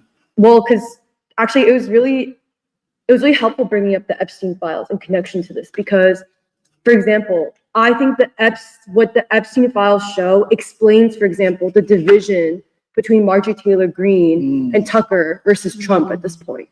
People who used to be constituted, at least it seemed, constituted around an anti-war demand, suddenly fractured. And why? And I think it's because it's not just that Trump is captured by neocons. No, Trump is being held hostage by this Epstein network. The people who make, because we've been talking about Western civilization, but I actually think it's a real question of, do you think at this point, seeing what Marjorie Taylor Greene and Tucker Carlson are saying in response to the war, the way Tucker Carlson is not just saying, I'm against the war in Iran, but he defines Israel as a civilization that only produced ugliness, and saying that Iran is a place of beauty. Like he says that. He says that in his interview. Yeah, and that's a new dimension. That is not just a policy. That's not just him talking about political parties or policy or like shallow foreign policy. He's making a commentary about civilization itself.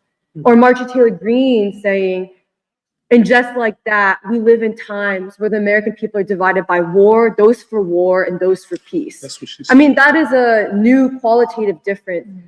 What is the difference between their voices and what they are representing on behalf of a certain section of the American people, especially white people, quote unquote white people, Yes. versus Trump, the Hegseths, the Zionists, and like you said, at what point are we just trying to expand a broad definition of Zionism when really, is it perhaps Epstein and those figures who are all in the Epstein files who are really upholding what is an extreme crystallization of the most degrading form of white civilization? They are the defenders of white civilization. Why do you say the most degrading form? Or just like the most derivative or like crystallized form, or I think they're the most representative of white civilization. Okay. Just a small thing. Yeah. Why just a part of and not the civilization in decay and bankruptcy? Yeah, I agree with that. You know what I'm saying? Well, I'm trying to say it's the most crystallized, like it's the most crystallized yes. form of white civilization versus, for example, like when Nuri was like, I think Tucker Carlson's white supremacist. Well, at a certain point, is he? I don't think Tucker Carlson is the upholder of white civilization. Those who are part of the Epstein network and clearly pushing forward this war in Iran are the ones in defense of whites. In fact, I would even say the Gulf states. In fact, people like Tucker and Marjorie Taylor Greene don't make me very angry. You know who makes me angry and who I get so angry about because I think they're the whitest of the whites is the Gulf states. Those who call themselves Muslims, and I don't see anything Islamic in you. That are very corrupt. Very corrupt. I even have to put in, yes, of course, the Jews who are in the Epstein files, but I would even say the immigrants, those who think you can be in this country and not have to take a moral stand. And But let me just ask you, I mean, just a question. Let's explore this Epstein file thing. okay. Are they representatives of Western civilization at this stage? Yes. Okay. And Yes. if they are, why are so many of them Ashkenazi Jews?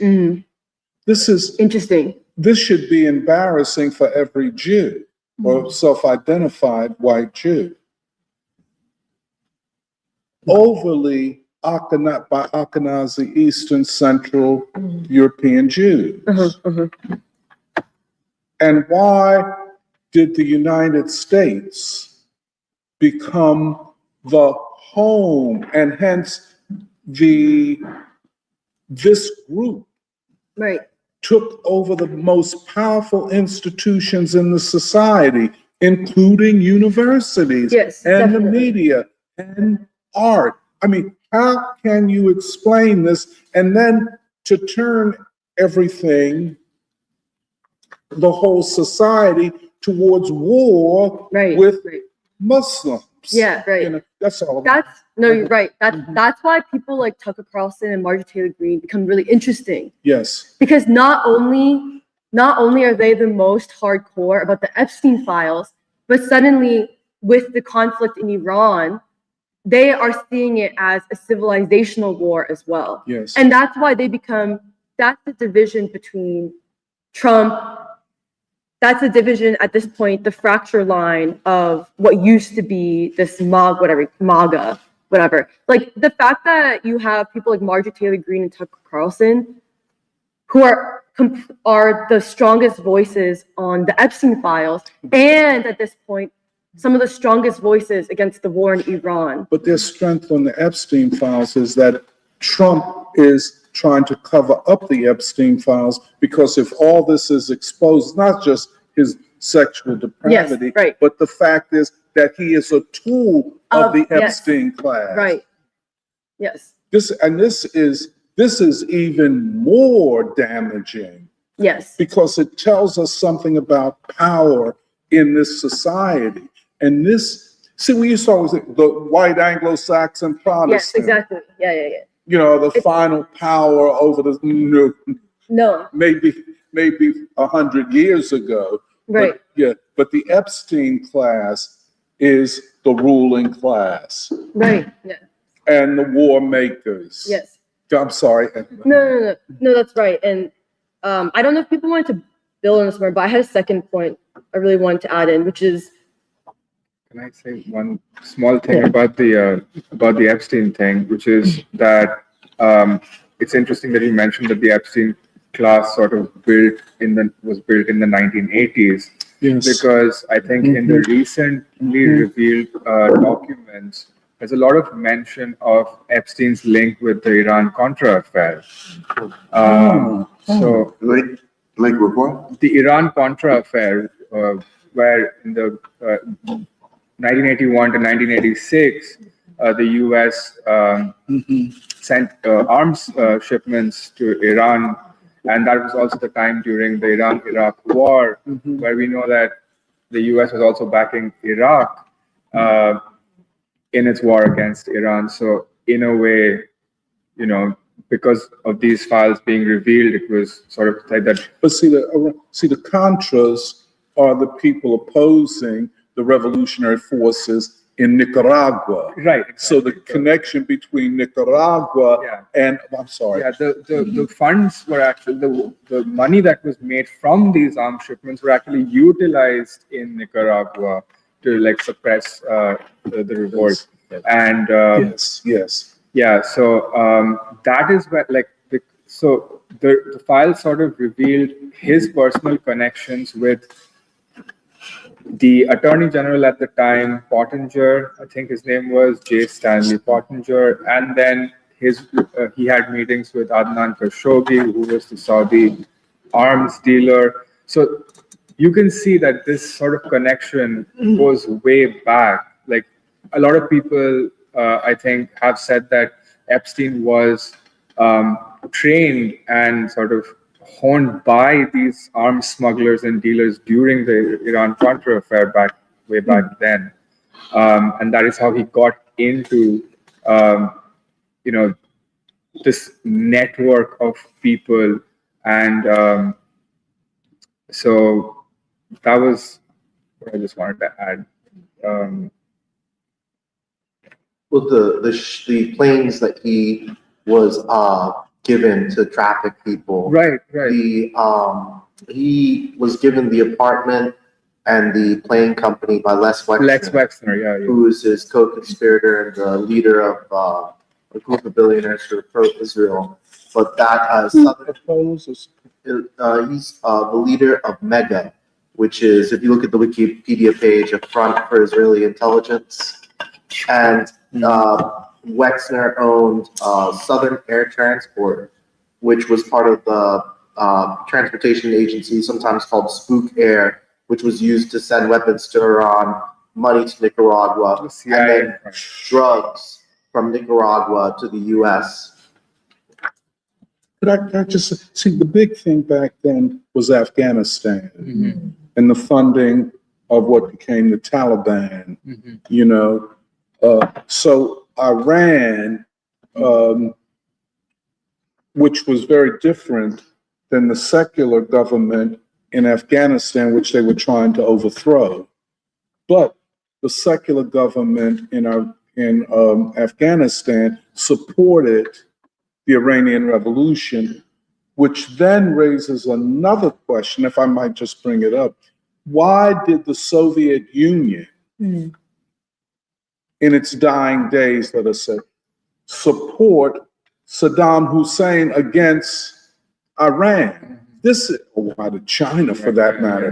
But certainly, it then raises a question of how high the infiltration of the Soviet state went and how early it was, because already the Soviet Union was turning towards collaboration with the United States. The other question, it raises the same question about, because this is just after the end of Mao and the Gang of Four and all, how high the infiltration of the Chinese state went. And then, of course, the next question, if you don't mind, because somebody has to raise Modi in all of this, and Jay Shankar, and the Indian elite in this country, including Jay Shankar's son, who runs a think tank in Washington, which, Yeah, I think that Modi visiting Israel maybe 2 or 3 days before the attack is significant. I don't think it can be overlooked, as well as this recent the warship that was sunk off the coast of Sri Lanka, which was returning from this like operation, like a joint operation. It was a training ship. And the Modi government has yet to apologize. They were the invitees of India. And this was young cats that had not ever been anywhere. And so this was a training exercise. And the Modi government hasn't said, I don't think to this point, a single thing. Can I say I want to clarify what we're talking about with the Epstein stuff. Yeah. Because are you saying, Doc, that, for example, let's say someone like Tucker Carlson would be like, I don't want my government to be controlled by a foreign government, i.e. Israel. But what you're saying is that actually what connects Israel and the United States government is not two states having relationships with each other, but it's one network of people. Yes. And that you're saying that the predominant, you could say, vanguard of that network are not just Zionists, but Ashkenazi Jews. Yeah. Okay. What I'm saying is, in fact, I agree with you. That is why to understand whoever Epstein was, you must do a network analysis. Right. And how wide these networks went outside. Well, we do know the royal families of Denmark and United Kingdom, the Nobel Peace Prize, but how deep these connections were to the Israeli state. Yeah. And I don't think, we don't have to be rocket scientists to know that all of this was interlinked, that dirty, and that's why they needed, Abu Dhabi, to launder dirty money. Yeah, the Gulf states. Because I think And dirty money that financed, I'm speculating, Epstein. Yeah. He had too much money, and where did he get it from? It was dirty money. It was, Because can I just say that the reason why I put it like, okay, that's the position. The alternative way that one would explain the link between let's say the U.S. and the Israeli state is more, let's say if you took like I don't know, Leninist, or even like what Mao would say about Israel and the United States, where they would frame Israel as a base of Western imperialism, et cetera, that what brings them together is the interest of imperialism. And I don't know if we're directly contradicting that, but I do think I am. Okay, so that's what I want directly to say. Okay, so that's what I wanted to say. Okay, like what is it that we're actually, like, what are the different ways of understanding even like what we're confronted with, which I think is, I was just trying to get clarity on that. Can I just say, yes, that is the question. Right. We have to answer that question. We don't know all the answers. We know some of it, but these are not separate, quote, nation states. Yeah. That is just the formal thing. These elites and ruling elites are united in these deep networks that are not just diplomats, politicians, generals, and so on, but a whole set of ideologues and institutions, the elite American universities, et cetera, that, and at the center of both is a specific, small, tiny ethnic group. This is why, we talk about the responsibility of white people. I think the Jews who hide behind the Holocaust and hide behind, we opposed the war in Vietnam and we supported the civil rights movement, and they're only hiding behind them. They hide behind them for a specific purpose of making everything that criticizes them seem to be anti-Semitic. But I think the Epstein files have been something so clarifying, something so revealing, but it has to be networks, not nation states. Well, I wouldn't say that. What I'm posing as the different worldview is not nation states, but interest. The interests of imperialism. Which is not. I don't feel like that's. Yeah. Anyways, I gotta get out of here. I just want to make a quick observation. I listened to this discussion, and I get the feeling that regular white folks, in relationship to the political, ideological, whatever you want to call it, set up in this country, are quite possibly at the same point Black people are in relationship to the Democratic Party. In other words,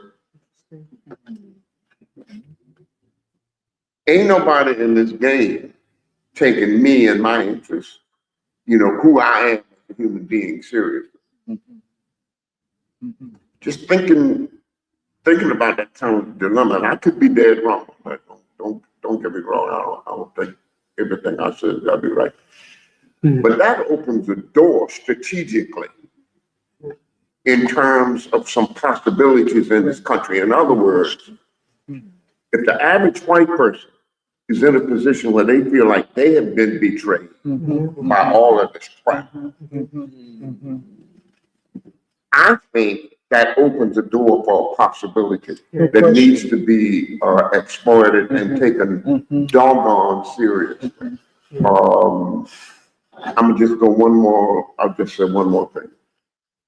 My gut tells me that if that kind of possibility is to be exploited, it's got to be exploited in such a way that you are saying to each other, white folks included, we recognize that you are a damn human being. You understand? What black folks are caught in, what white folks are listening to this conversation caught in, these motherfuckers. These people don't recognize I'm a human being. And that opens a possibility for turning some stuff around in a real way. That might be some kind of pattern that I Definitely.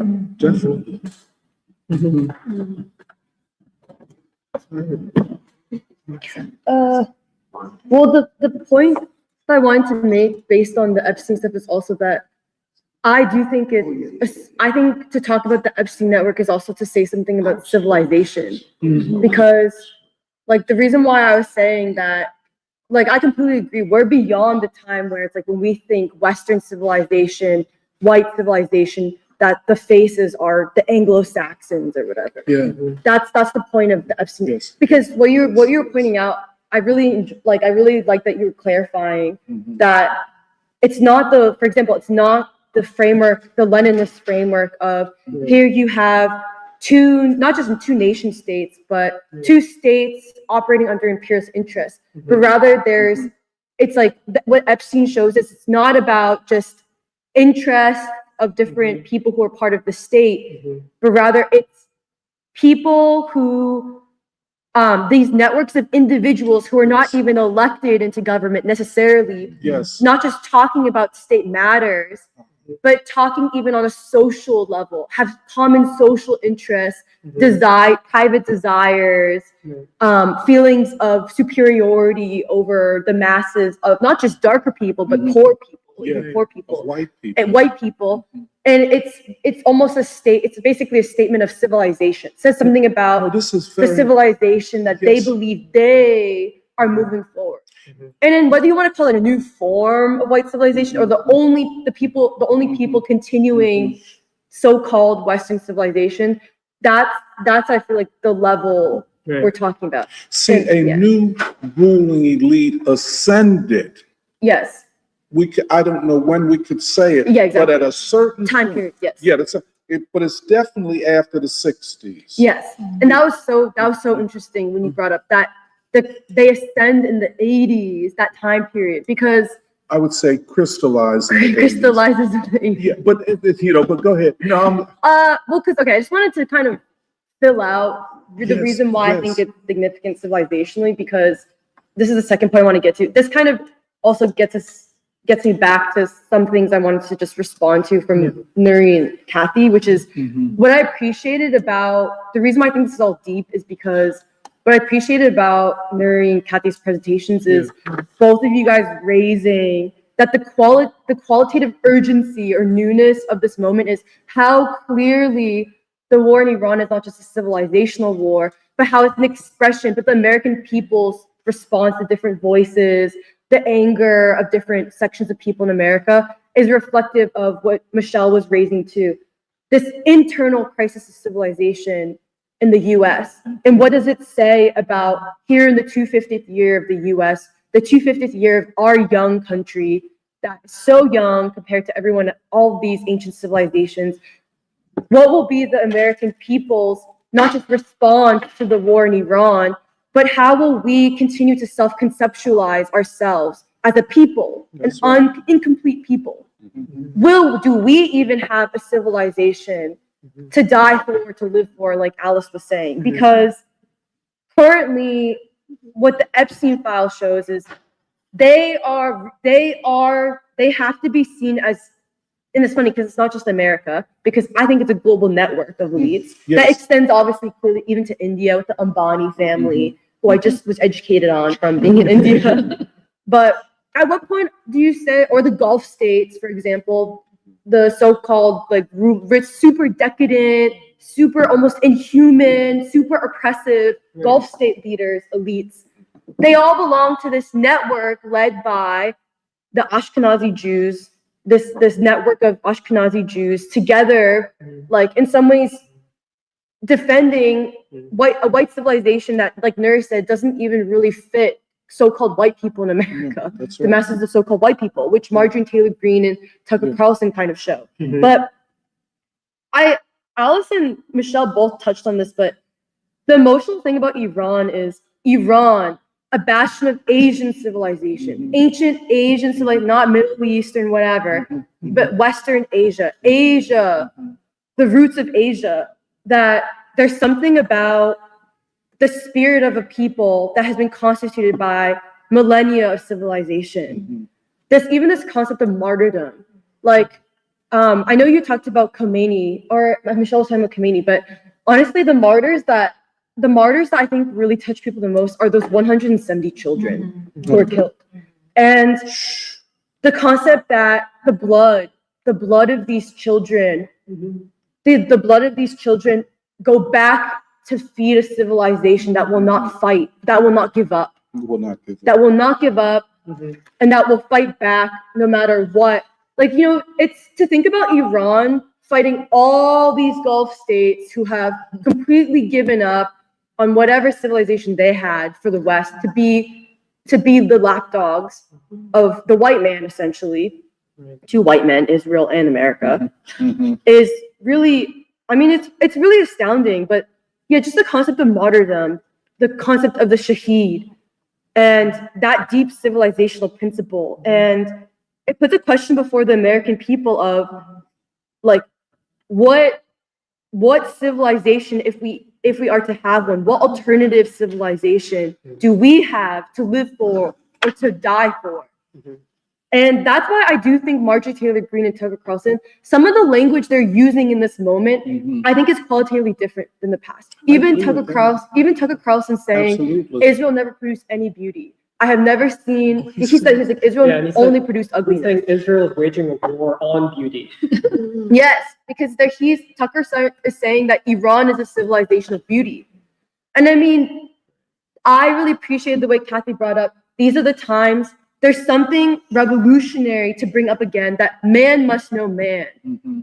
And all these people have been sharing, oh, Iran, the beautiful architecture of Iran that took millennia to put up, the science, the technique, the ideals, the gods, The poetry. Yeah. and all of that, for people to be reintroduced to that. And even you sense it I think you do sense it even in Marjorie Taylor Greene, where she paid homage to those children. She said, I have never heard of a Christian. I have never heard of a Christian who was okay with the murder of innocent children. Jesus never. And Tucker and Marjorie, what they're saying is that they're like, what gods do you worship if you're saying this is in the Christian name? Isn't this it? This is it. This is it. This is the attack upon the state. See, this is why this Epstein class should not be taken. I mean, it's a metaphor. I don't use it myself. But what are they attacking? What are they critiquing? They're saying this is not my civilization.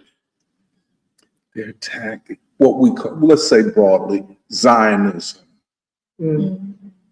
They're saying our civilization, our Christian values have been captured by people who are not Christian, do not share our Christian values. You know? Yeah.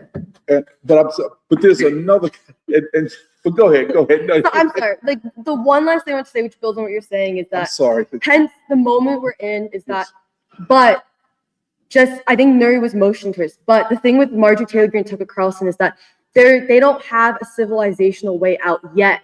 And the reason why is because even as Christians, as people who are like, as people who are raising, but this is not my Christianity, these are not my gods. Right.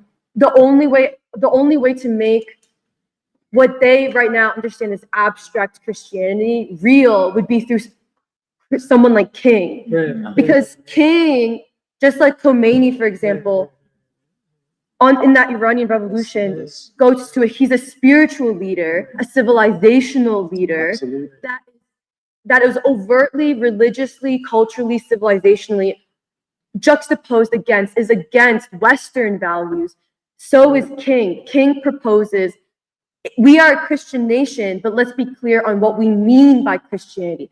That when we say our suffering, just like Jesus was redemptive, provides a redemptive path to a human future, it is most concretized by the suffering of the African American people. Yeah. For what? For what vision? So it's just this thing of that King is in fact our Khomeini. He is the spiritual leader of the American people, Of American civil. of American civilization, and There is no two ways. and actually King. I mean, the only person I think the only people in the so-called West, the canon of the West, who have a concept of martyrdom is actually the African American people. And I was reading King's eulogy to martyred children about those children who died in the Birmingham church bombing, where I mean, you can just overtly connect King and the Black freedom struggle, and even the Afro-American understanding of martyrdom to the concept of the shaheed you see in Iran or in Palestine.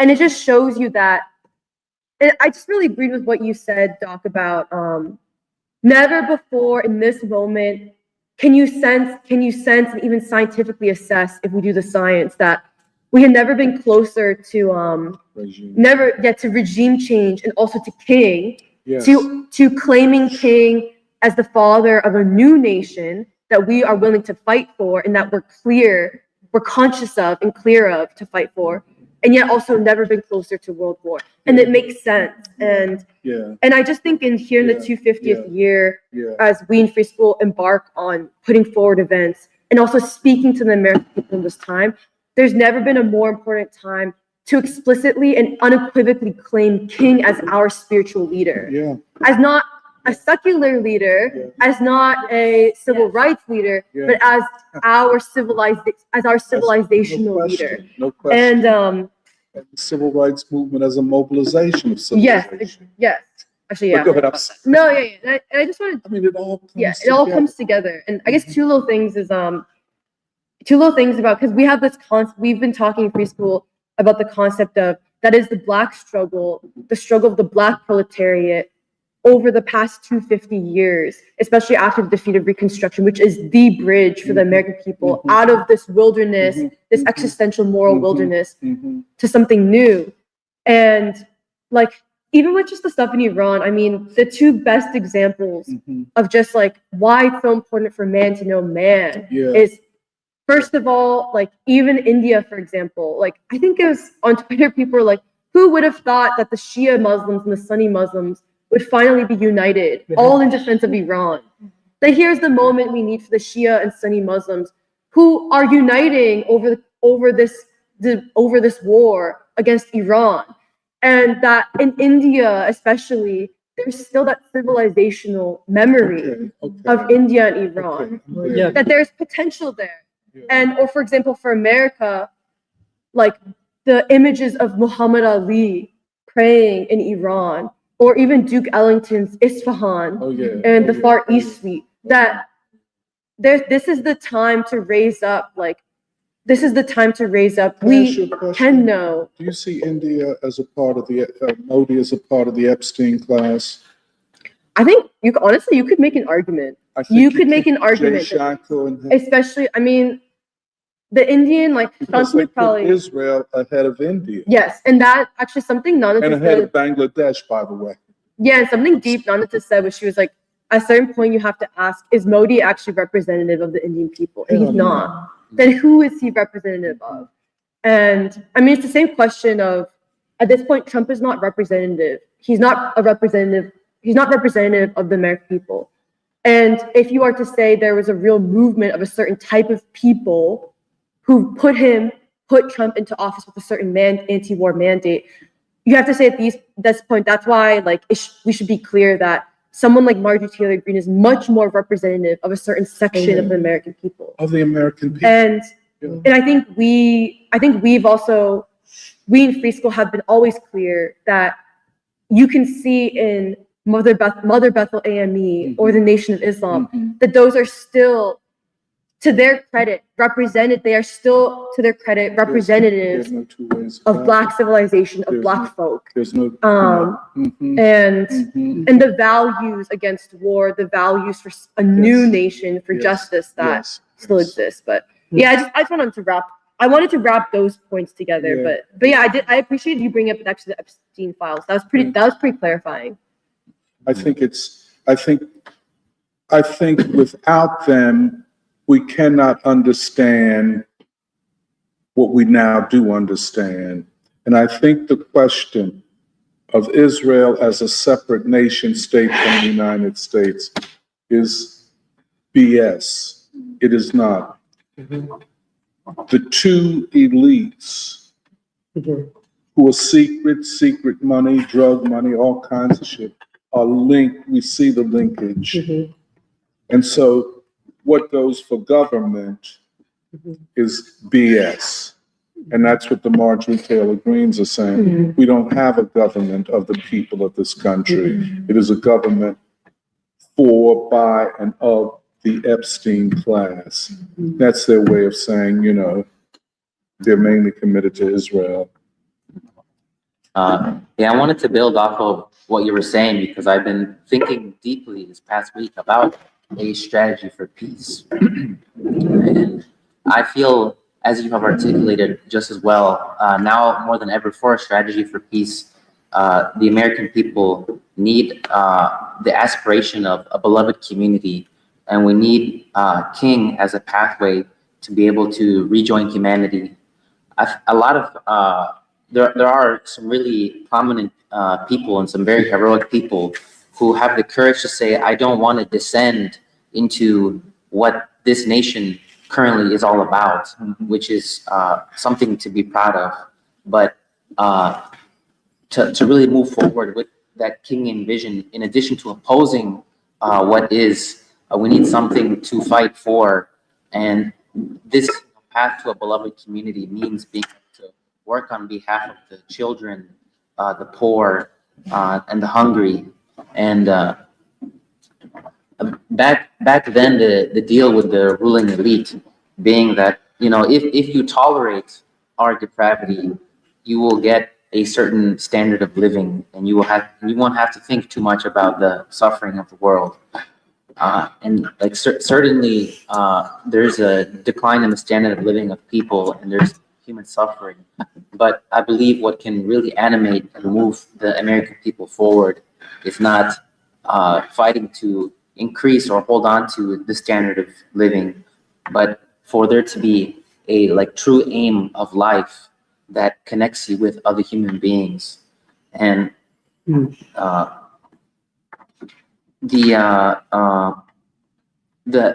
the strength to sacrifice and for the martyr to be like a category of Iranian civilization. I feel the seeds are here for that when that concept of the beloved community and the children exists. And I feel that when our lives, the American people's lives are concerned with and directed to, guided by, in the highest form, working for the poor, the hungry, the children, then it becomes so clear to identify that this war and your leadership are a primary obstacle preventing you from making that service to humanity and being humanity. And yeah, I feel we need both of these for our I guess plan for peace and our remaking of the American people. And just on the connection between India and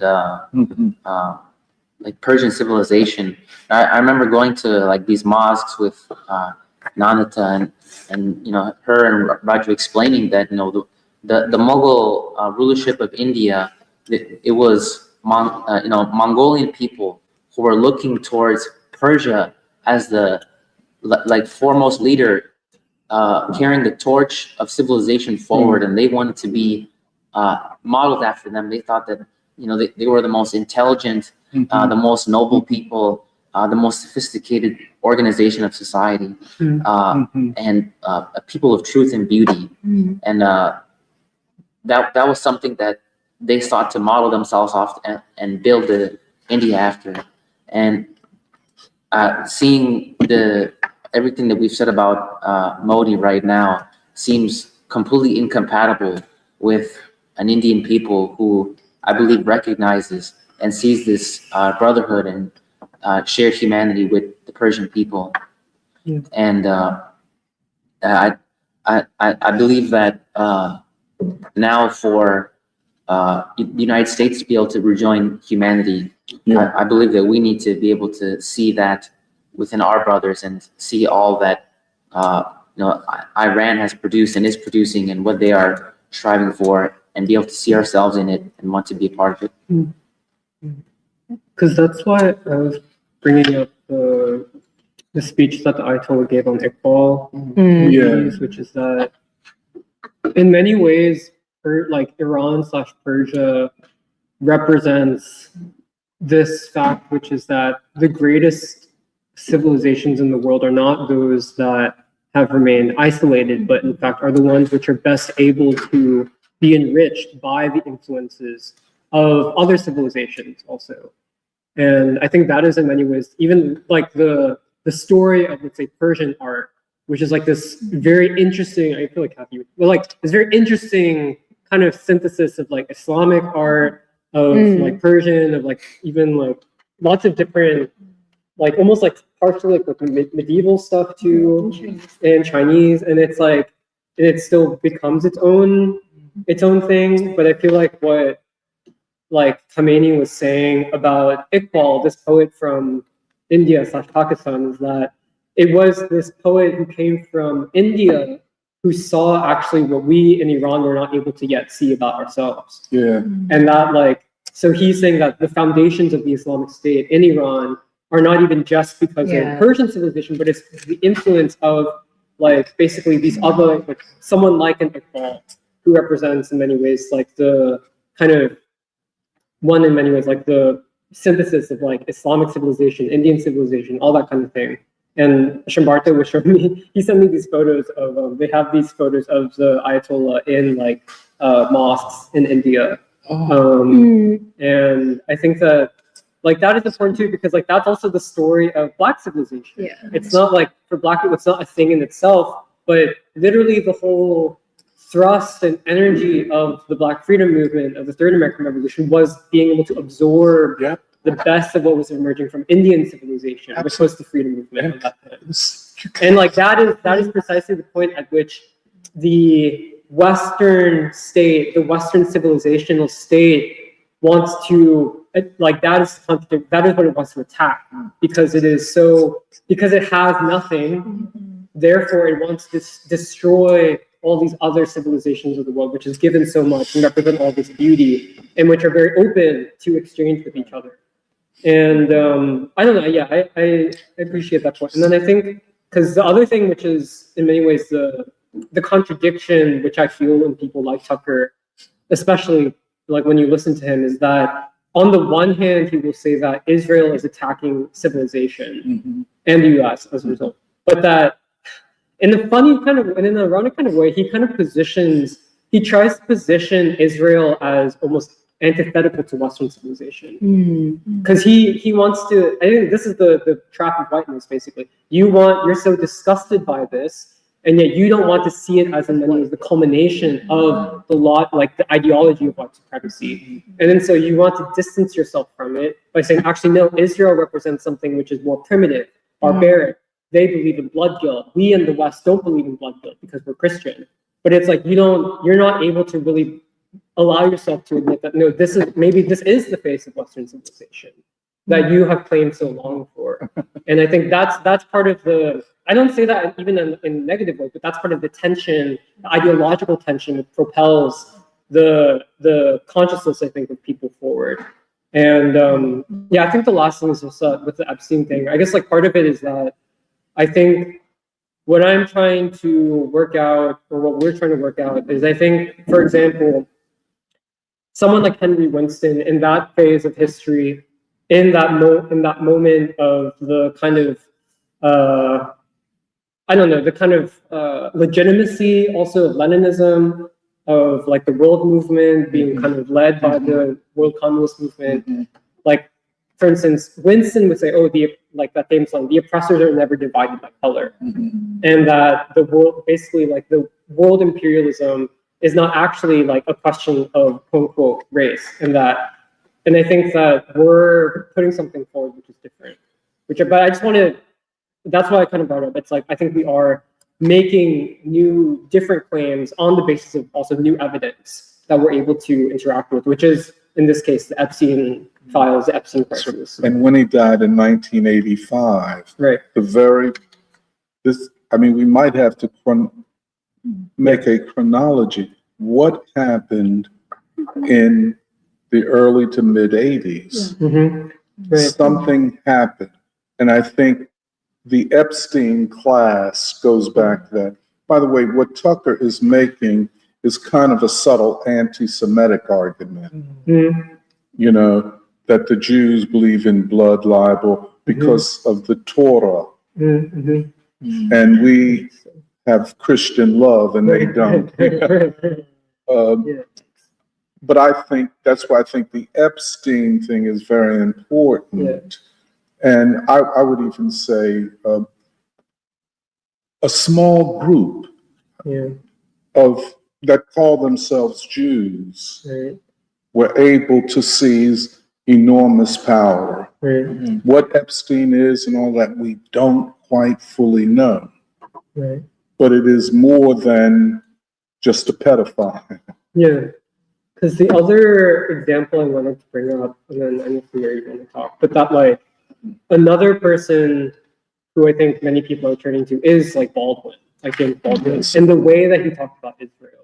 But I think that there's in that time, because it was like basically the 70s mainly is when I feel like he was talking most about Israel, and also in relation to Jesse Jackson's campaign, and then the Hymietown incident. But that like Baldwin would, for instance, frame this question of Jews as the Jews do the Christians' dirty work. That's kind of the formulation that he made in that time, and that in many ways Israel is that creation of the West to do the dirty work of the West. But that like ultimately, I feel like Baldwin would frame it as like whether it's the Jews or Israel as a state, it is enacting on behalf of quote unquote the Christian West. Whereas maybe history has changed also, basically since that time. And maybe we know more. And I think that, so I just want to put that forward as like, what is it that we're...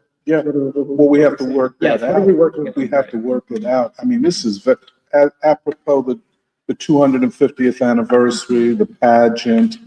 I think it's so valuable that, man knows man, that we read Khamenei and King's tribute to martyred children or to children. I think this is very important because of what we're confronted with.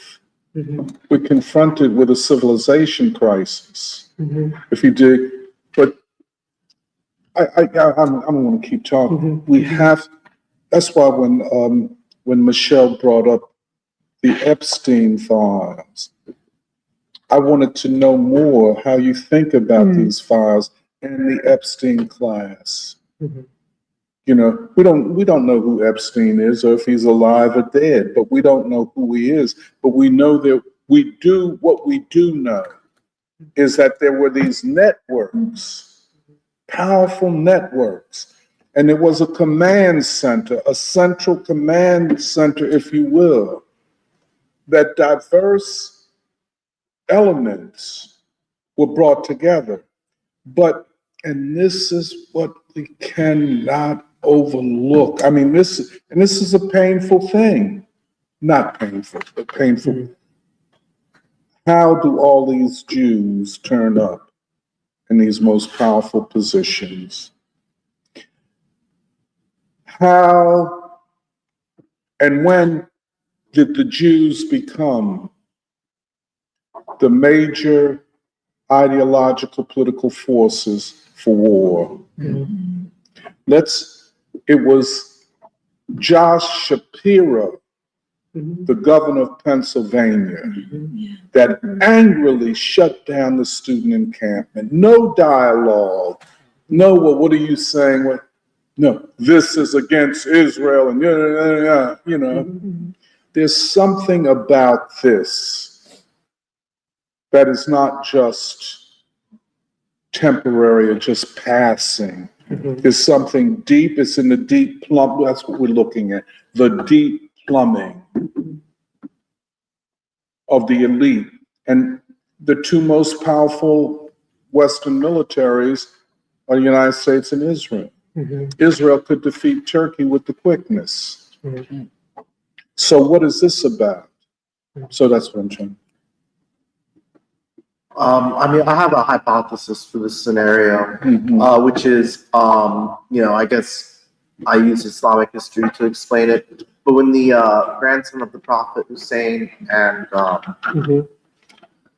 I can't recall the other name right now, Hassan and Hussein, I believe, when they died, the Umayyad dynasty came into power, and when the Umayyad dynasty faltered, the Abbasid Empire in Persia rose. And one of the reasons I had heard for that was because the Umayyad Empire in its decline became increasingly dependent on Persian bureaucrats who were mainly Jewish. And, it's interesting to think of the Islamic Empire dependent on Jewish bureaucrats, but that was typical of how the region operated. And people of religious minorities in the Middle East who don't convert over time they're so secure, they have generational wealth. They didn't need to convert because there's no financial benefit in them converting. Jews, wherever they go, their identity is rooted in Judaism. They don't. Can I just interrupt you? See, but we're not talking about Sephardim. Yes, we're talking about Ashkenazi. See, an Iranian Jew's first language is not Yiddish, right, or even Hebrew. It's Persian. So this is when we talk about the Epstein class. We're not talking about Judaism. I agree. No, I want to get there. Yeah. I'm sorry to interrupt you. No, because I agree. The Ashkenaz, that's what I wanted to get to, was you were talking about the 80s. What happened in the 80s? After the Holocaust, this is where the Ashkenazi thing comes in. A lot of Jews very reasonably became so pessimistic, they no longer believed in God. Because if you no longer believed in, the theologically Judaism, you're not supposed to return to the Israeli state. The Israeli state and the temple is something of ancient history. Can I ask you a question, though? Do the Ashkenazis believe in God at all, or have they ever? That's the point. I don't think they believe in God. I don't think they're Jewish. I think they claim, and this is the point I'm going to try to make. Yes. In the collapse of the empire, the identity of other people is still stable, mainly the Jewish identity. It's a very resilient people, all things admitted. And unlike other people in the civilization, their identity is not in crisis. But they've used, the Israelis have used this narrative of we're America's best friend in the United States to sort of integrate themselves into Western civilization. And that's what's created this divide between the Tucker Carlson types and the MAGA types, because honestly, they're not. You're not part of a Western civilization. You have a separate identity that goes back to a different place, to a different time. But yeah, I would argue that the Epstein class originates partially from these very powerful Jewish families that came from Eastern Europe, and it's part of a historical role that the Jewish minority has played in managing an empire. But I think if I might just say something here, what we're seeing with Becker, the fallacy of overgeneralization. We cannot overgeneralize about, quote, Jewish history. the more I think about it, the less I believe that there is a general Jewish history. But more specifically, that the Ashkenazis are, even if there is a general Jewish history, the Ashkenazis are something that arose differently and are constituted differently. And as a result of historical accidents, including the European Holocaust, the Nazi Holocaust, and the rise of America as the dominant imperial power, have arisen with the United States. And I agree with you about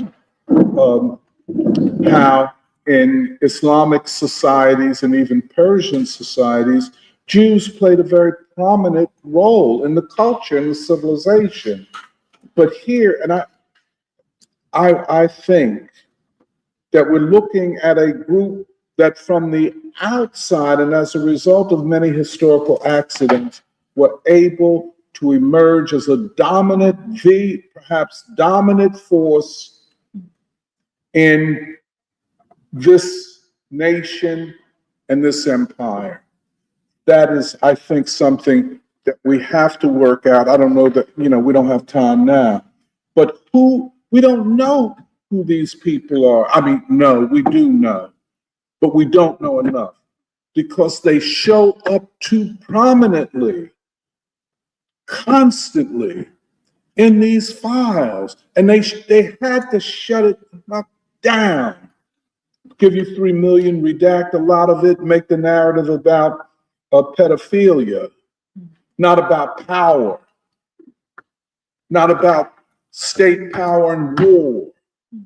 These were these networks ultimately are the most powerful networks of war, of militarism, not of civilization, but of war.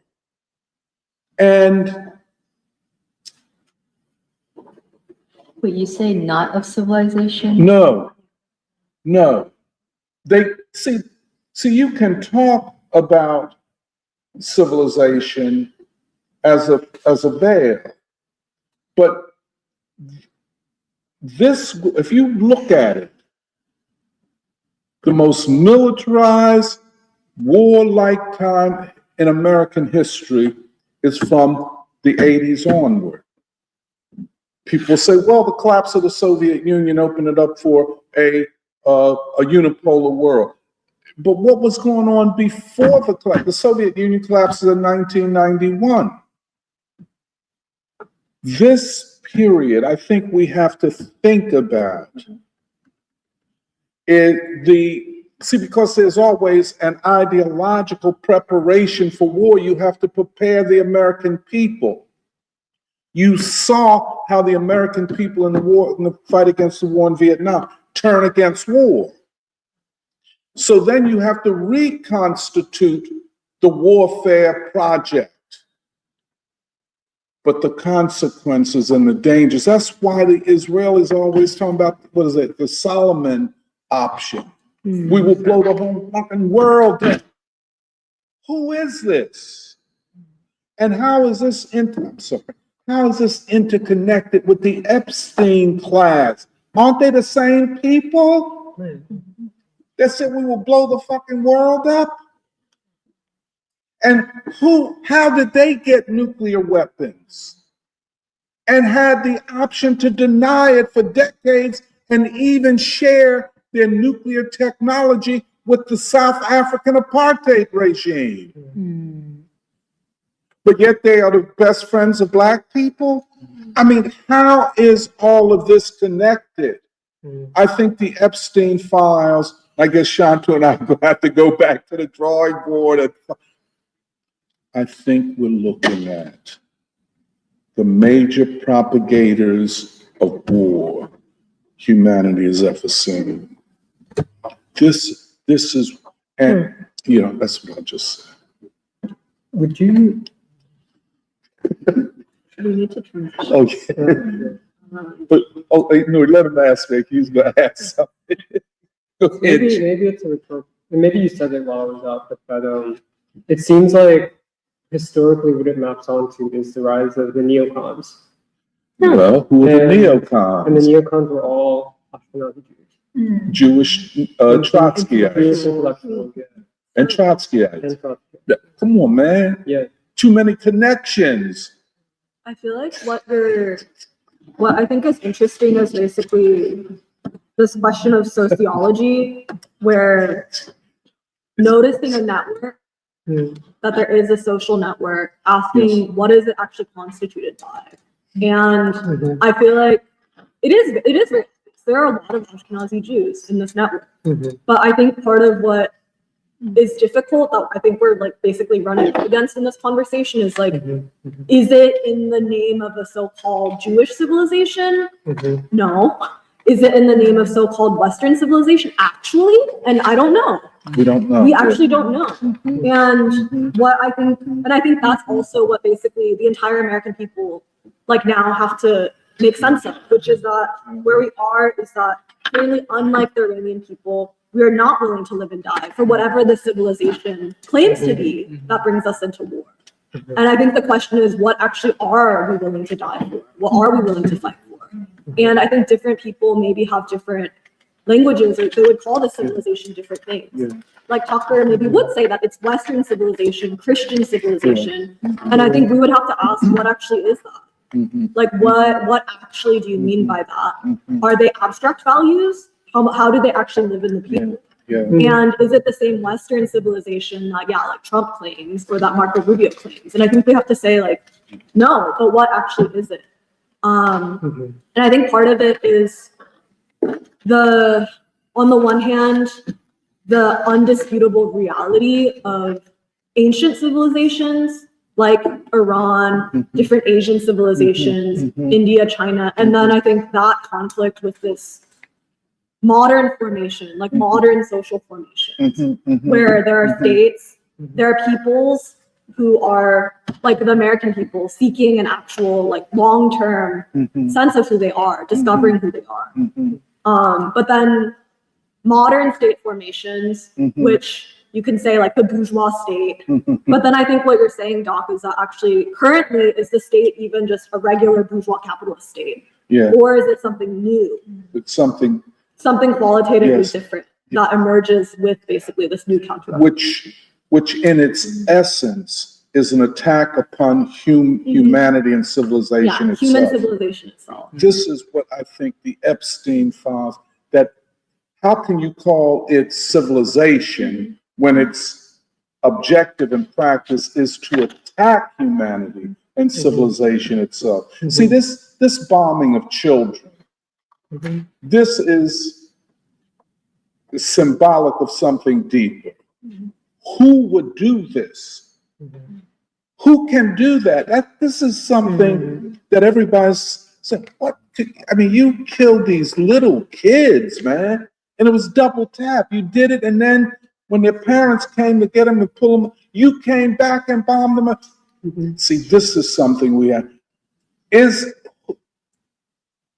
is why you have to look at a small, very small group of people who may have lived, frankly, outside of even Western civilization and the Enlightenment, who are historically constituted.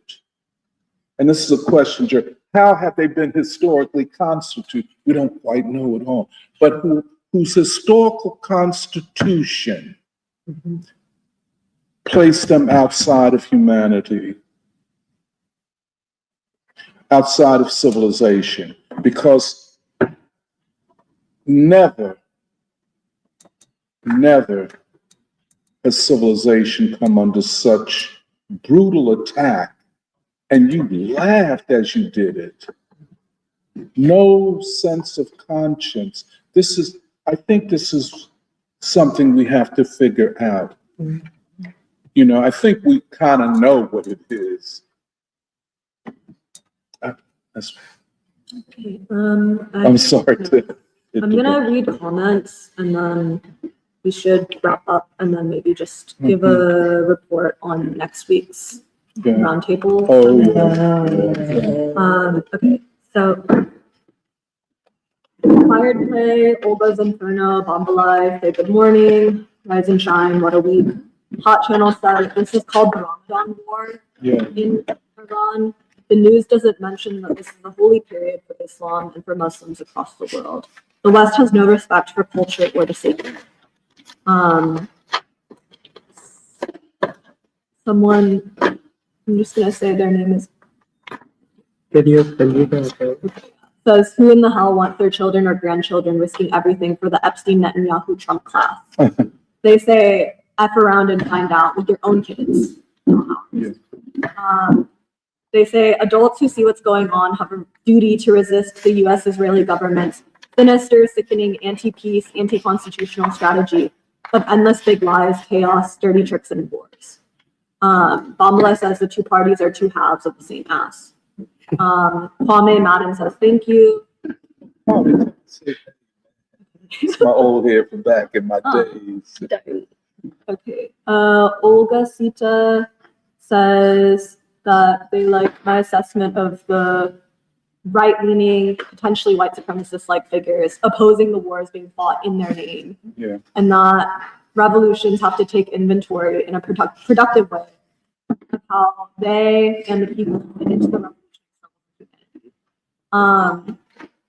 That Tucker Carlson using like I pronouns to condemn these wars says a lot. It has to say a lot in the shift of consciousness about how people like Tucker perceive themselves resisting evil against humanity. And that it's been worth it, always getting in trouble for asking the big question, why, when being told to do or adhere to a belief or tradition that just makes no sense. Freddie, I think, says, great insight. No one has the answers. The answers are unfolding and we're finding our way. They're paraphrasing what you said. And said, wow, that feels liberating for some reason, perhaps because it provides real hope. They're asking whether part of your ability to sleep at night back then, during the Vietnam War, was it maybe from the comfort of an act of freedom and anti-war movement? Bambalai says, the USA says because I said so, and that's all. Tequila says, all correct, Doc. Bambalai said, the invention of the printing press was revolutionary. One could fool millions quickly. Now it's the internet. Someone named Roots and Bark to read Gerald Horne and not watch the Duran. Bambalai asked, I wonder how Afghanistan's fitting into this situation as they're also Persian. And then Freddie, it says, I never considered that part of the anti-war motivation in the 60s was not wanting to be drafted. So there was also self-interest involved based on life and death, not just a moral imperative. Asked, do Americans, specifically white Americans, resist war and injustice if their life is not threatened, or at the very least feel enough pain? Bambala is debating and says, I don't think Americans care until it comes to their doorstep with high gas prices, etc. Jupiter Hammond says, most Israelis are Ashkenazi Jews because they've always outnumbered Sephardic Jews, 10-1 worldwide. And then there is a pretty vigorous discussion about, this question of white supremacy, where they say basically that Marjorie Taylor Greene and Tucker Carlson have come a long way, but I feel like none of us are actually like complete. But they're saying Marjorie Taylor Greene and Carlson are against Trump on this war, but were 100% with Trump previously on its anti-blackness, shithole country, black oppression positions. And then Kari asked, how can Tucker and Marjorie Taylor Greene reconcile the genocidal legacy of the Christian and Catholic settlers of the Americas? Tucker, Marjorie, and any other white American Christian or Catholic pointing their fingers down at the Ashkenazi Jew is the pot calling the kettle black. They're upset at the Ashkenazi Jew because they're better at whiteness than they are. No War with Iran says, they're referencing the Samson option, saying that apartheid Israel and apartheid South Africa were said to have collaborated on detonating a nuclear bomb off the coast of South Africa. They were also working together on biological weapons research to use against non-white global South people. They're citing Einar Tangen on his latest historical summary of the neoconservative American empire's integration of Israel into what they call the West Asian Manifest Destiny Project. And then saying everyone here should divest from US corporate weapons and stocks. And then Freddie says they definitely feel that they have a civilization and that so-called Western civilization is superior. America attaches itself to that. Yeah, those were the comments.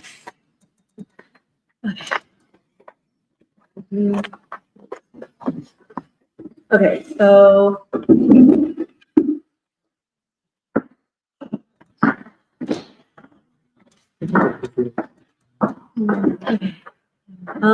okay, so starting next week, we're doing a 2-week seminar discussion on capitalism, a global history. And so it'll be next Saturday, March 14th, and we'll start at 9:30 because we're going to have Rajanantha and people from India zoom in. And so we'll maybe end early and not go till 2, but we'll see. And then we'll continue the discussion the week after on Sunday, March 22nd, the same time, 9:30 to like 1:30 p.m. And I feel like this idea came about because Doc and a few other people were reading Sven Becker for like a while now. And in general, I feel like this year, 2026, I feel like we're challenging ourselves to actually, like take on the questions that are facing the American people and the world situation. And what we've been calling like the deep plumbing of American society or just like world affairs, we feel like it's something that needs to actually come forward. And I think in general, like it's so clear that America and the world is facing a deep crisis. And I feel like through our study and our investigation, it's really not just an economic crisis, but a multidimensional crisis. That's like political, civilizational, spiritual, a crisis of poverty, war, racism, and despair. And that demands a response. And so the discussion that we want to have is this crisis of knowledge where it's hard to even find the words to explain what the nature and the extent of the crisis is. And that lack of knowledge is what actually produces a feeling of nihilism or pessimism, or knowing like the situation right now is really bad, but okay, how do I actually struggle? And so we feel like there needs to be a way to examine this crisis and actually fight for a future. And so we want to address like what we're facing right now. And basically, Becker, the book is an opportunity to actually synthesize the work that we've been building on for the past years, where we focus so much on understanding the Black proletariat, the discovery of the Black proletariat, and basically what is the science of social change for the 20th century and the 21st century. And so we've studied like Du Bois, King, James Baldwin, the world anti-colonial struggles and their leaders. And I think that what we're doing is we're not just debating Becker or critiquing Becker. We are using Becker as a way to sharpen our own theory and to actually go there so that our theory is not just restricted to the things that we're comfortable with or the time period that Du Bois wrote about, but to actually say like, no, this is a scientific theory. This is a scientific framework that holds up regardless of where we look in history or when we look. And so this is building on like our long-term discussions, I think, of like Du Bois and Lenin, the Du Bois-Lenin synthesis, the question of what is the role of Marxism? What has it been historically? What does it provide? What does it not provide for us now going forward? And so the book is helpful because it has a lot of empirical evidence and it can enrich a lot of the things that we're already discussing. And so, yeah, partially because I don't think that we deny that we live in a crisis of capitalism, but we do not think that that is sufficient to explain what's happening and where we're actually going. And so, yeah, we want to be part of that struggle for revolutionary knowledge and social science. And so I think whatever, like all the preparation, everything that we talk about in the next 2 weeks, I think are in the same spirit of what we've been talking about today and for the last 3 weeks and even for like the last few years. And so in terms of structure, we're thinking of basically talking about the war and the crisis of white civilization, in the beginning, the current crisis. And I think that's actually just building on the conversation today, but discussing the current crisis and why it forces us to re-theorize, why it asks new questions, and why it puts an imperative on us to actually develop new theory or a new framework that can encompass what we see today. And so then we'll have a discussion. I think the first day we can read Raju's review out loud because it's a synopsis of the book and sort of the major arguments and development. And then we'll do sort of like three major questions and on day one. And so this will basically go from maybe the beginning point of the book up to the question of the Second American Revolution, the Civil War, Industrial Revolution. Second Industrial Revolution, but the Second American Revolution. Oh, So, okay, okay. like the Okay. question of the Black proletariat and the freeing of the enslaved. Mhm. And so I'll just say like the three big questions that I'm currently thinking about. What is the relationship of white supremacy and war to the development of capitalism, modernity, and the current world? Yeah. What is the significance of capitalism as a revolution? And by revolution, like the first and second industrial revolution, the American Revolution, the French Revolution, the Haitian Revolution, and the bourgeois revolutions in general. And how does that work in contrast to like counter-revolution? And what is actually meant by revolution in that sense? And then three, what is the actual meaning and substance of the abolishment of slavery and the freeing of the 4 million enslaved Black proletariat? Because ultimately, I think for us, the argument is that that defines the modern period, like our entrance into modernity. And in general, I think we feel that Becker builds a hell of an argument and he puts in a lot of time and effort, but it starts to kind of fall apart or to stop being satisfying after this period of the freeing of the enslaved and the Second Industrial Revolution. And so if we can do that, then I think we'll have a lot to think about. And then the next week, we can go more into, okay, how do we understand the current crisis? Is it a capitalist crisis? Is it a civilizational crisis? Or how can we best actually understand the nature of the crisis? And I think we should talk about deindustrialization and neoliberalism and exactly the era that you were talking about, Doc, where it can't just be an economic crisis or a response to capitalist development at that point. And grounding that is what happens after the freeing of the enslaved. So we should talk more about Reconstruction, the Second Industrial Revolution, and the Third American Revolution. How do these revolutions actually change the world? Does it change the logic of capitalism? Is the logic of capitalism actually the determining logic of the 20th century? And I think embedded in that is, where does Du Bois stand as an originator of a new world movement of thought? And what is the role of this like growing consciousness of world humanity? And so then, what are the greatest forces and developments of the 20th century? And is it appropriate to see them as economic or capitalist developments? Or does the world bend towards an arc that shifts more qualitatively towards the human being rather than the forces of production? And if that's true, if that's the case, which I think we can build a case for, what does that actually mean? Both for like the significance of capitalism today, its role, but then also what is the task of like social science, science in general. And I think in that is basically, how do we understand Bandung, the national liberation movements? How do we understand the Third American Revolution and the logic of the American revolutionary process? And building on this thing of the Black proletariat as the protagonist of history, the agent of history. And I think some of, like in general, I just think capitalism, like there are forces of capitalism. And I think that in history, like it's very evident that there have been forces of capitalism. But ultimately, are those the only forces that exist? And what is the most important force today in unleashing like social change? So. Yeah, just to add, I think we were talking with Raju last night, and something that I've been thinking about over the past couple of weeks is that I guess the inspiration of people like Lenin, which is that in times of war and uncertainty and chaos and confusion, that should be exactly the time that propels new theory forward.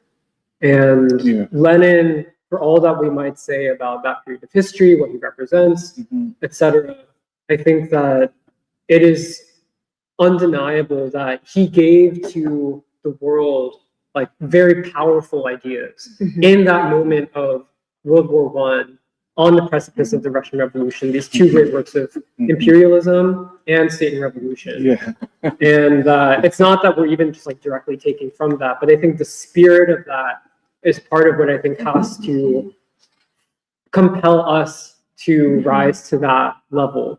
And I think something that we were talking about with Raju is that I think it's, on the one hand, one has to ask the right questions, but also that we are in a position in free school not just to ask questions, but to present answers, to present arguments.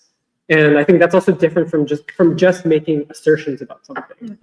And that we actually, okay, if we're saying something about, let's say, the Black proletariat or about Du Boisian science, you can't just say that. We have to build the argument for it. And I think that something I like that Raju said is that one of the benefits of a book like Sven Becker's book is that it provides a very rich, huge set of empirical evidence, like real concrete evidence about the journey of humankind.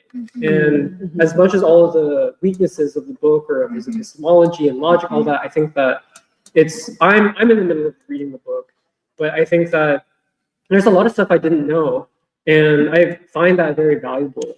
Because like every person has gaps in their knowledge. And so I think that the point, like Mary said, is not really just about the book itself. And I think it's easy to get intimidated by the fact that it's a giant 1,000 page book. But I think that I think it'll also be good for for each of the days for people like focus on like specific questions, like specific aspects, but also like not just come with this kind of open-ended thing, but if you really want to say something, to like actually like prepare in that sense of like, we want to actually say something to try to answer some of the questions that we put forward. And you know, I always say, I'm saying to people, you don't have to have read the book or the whole book.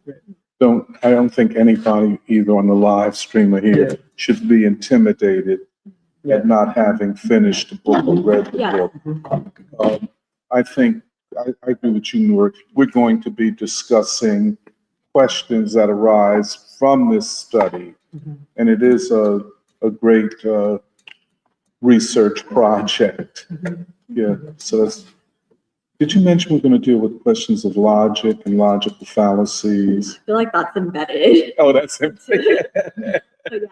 Which might help us in the scientific, understanding social science and certain pitfalls that can be made. Yeah.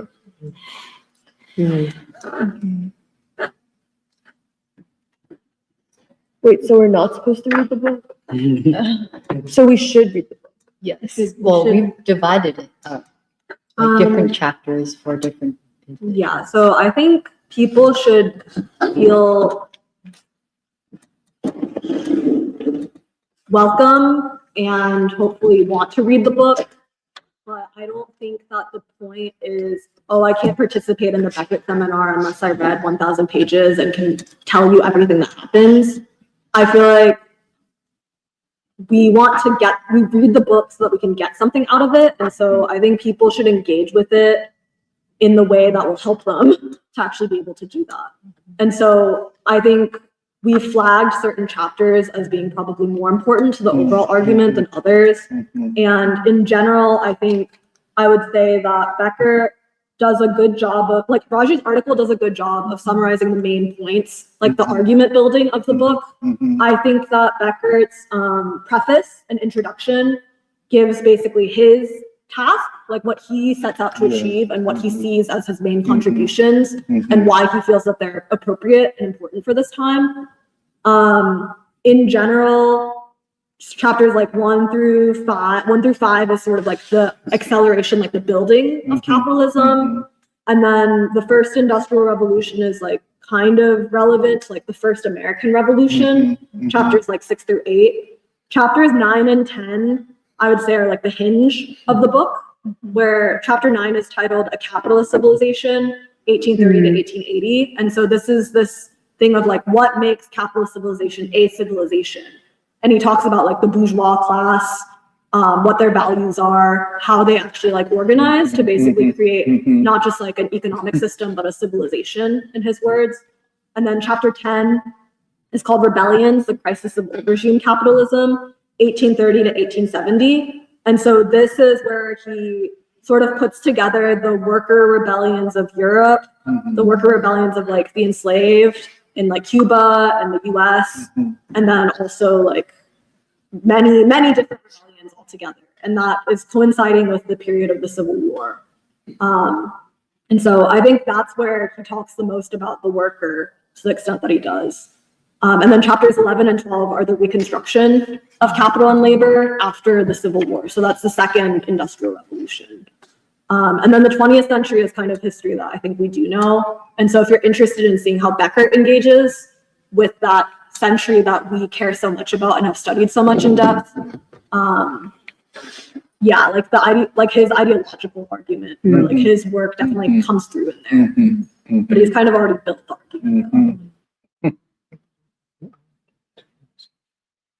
Yeah, and so we can ask people to focus more on specific parts and specific questions, but I think in general, it's part of the broad, like our broad theoretical framework of the Black worker, what is the logic of history and social change, and I think like what is the state, like where does power actually go? So. Okay.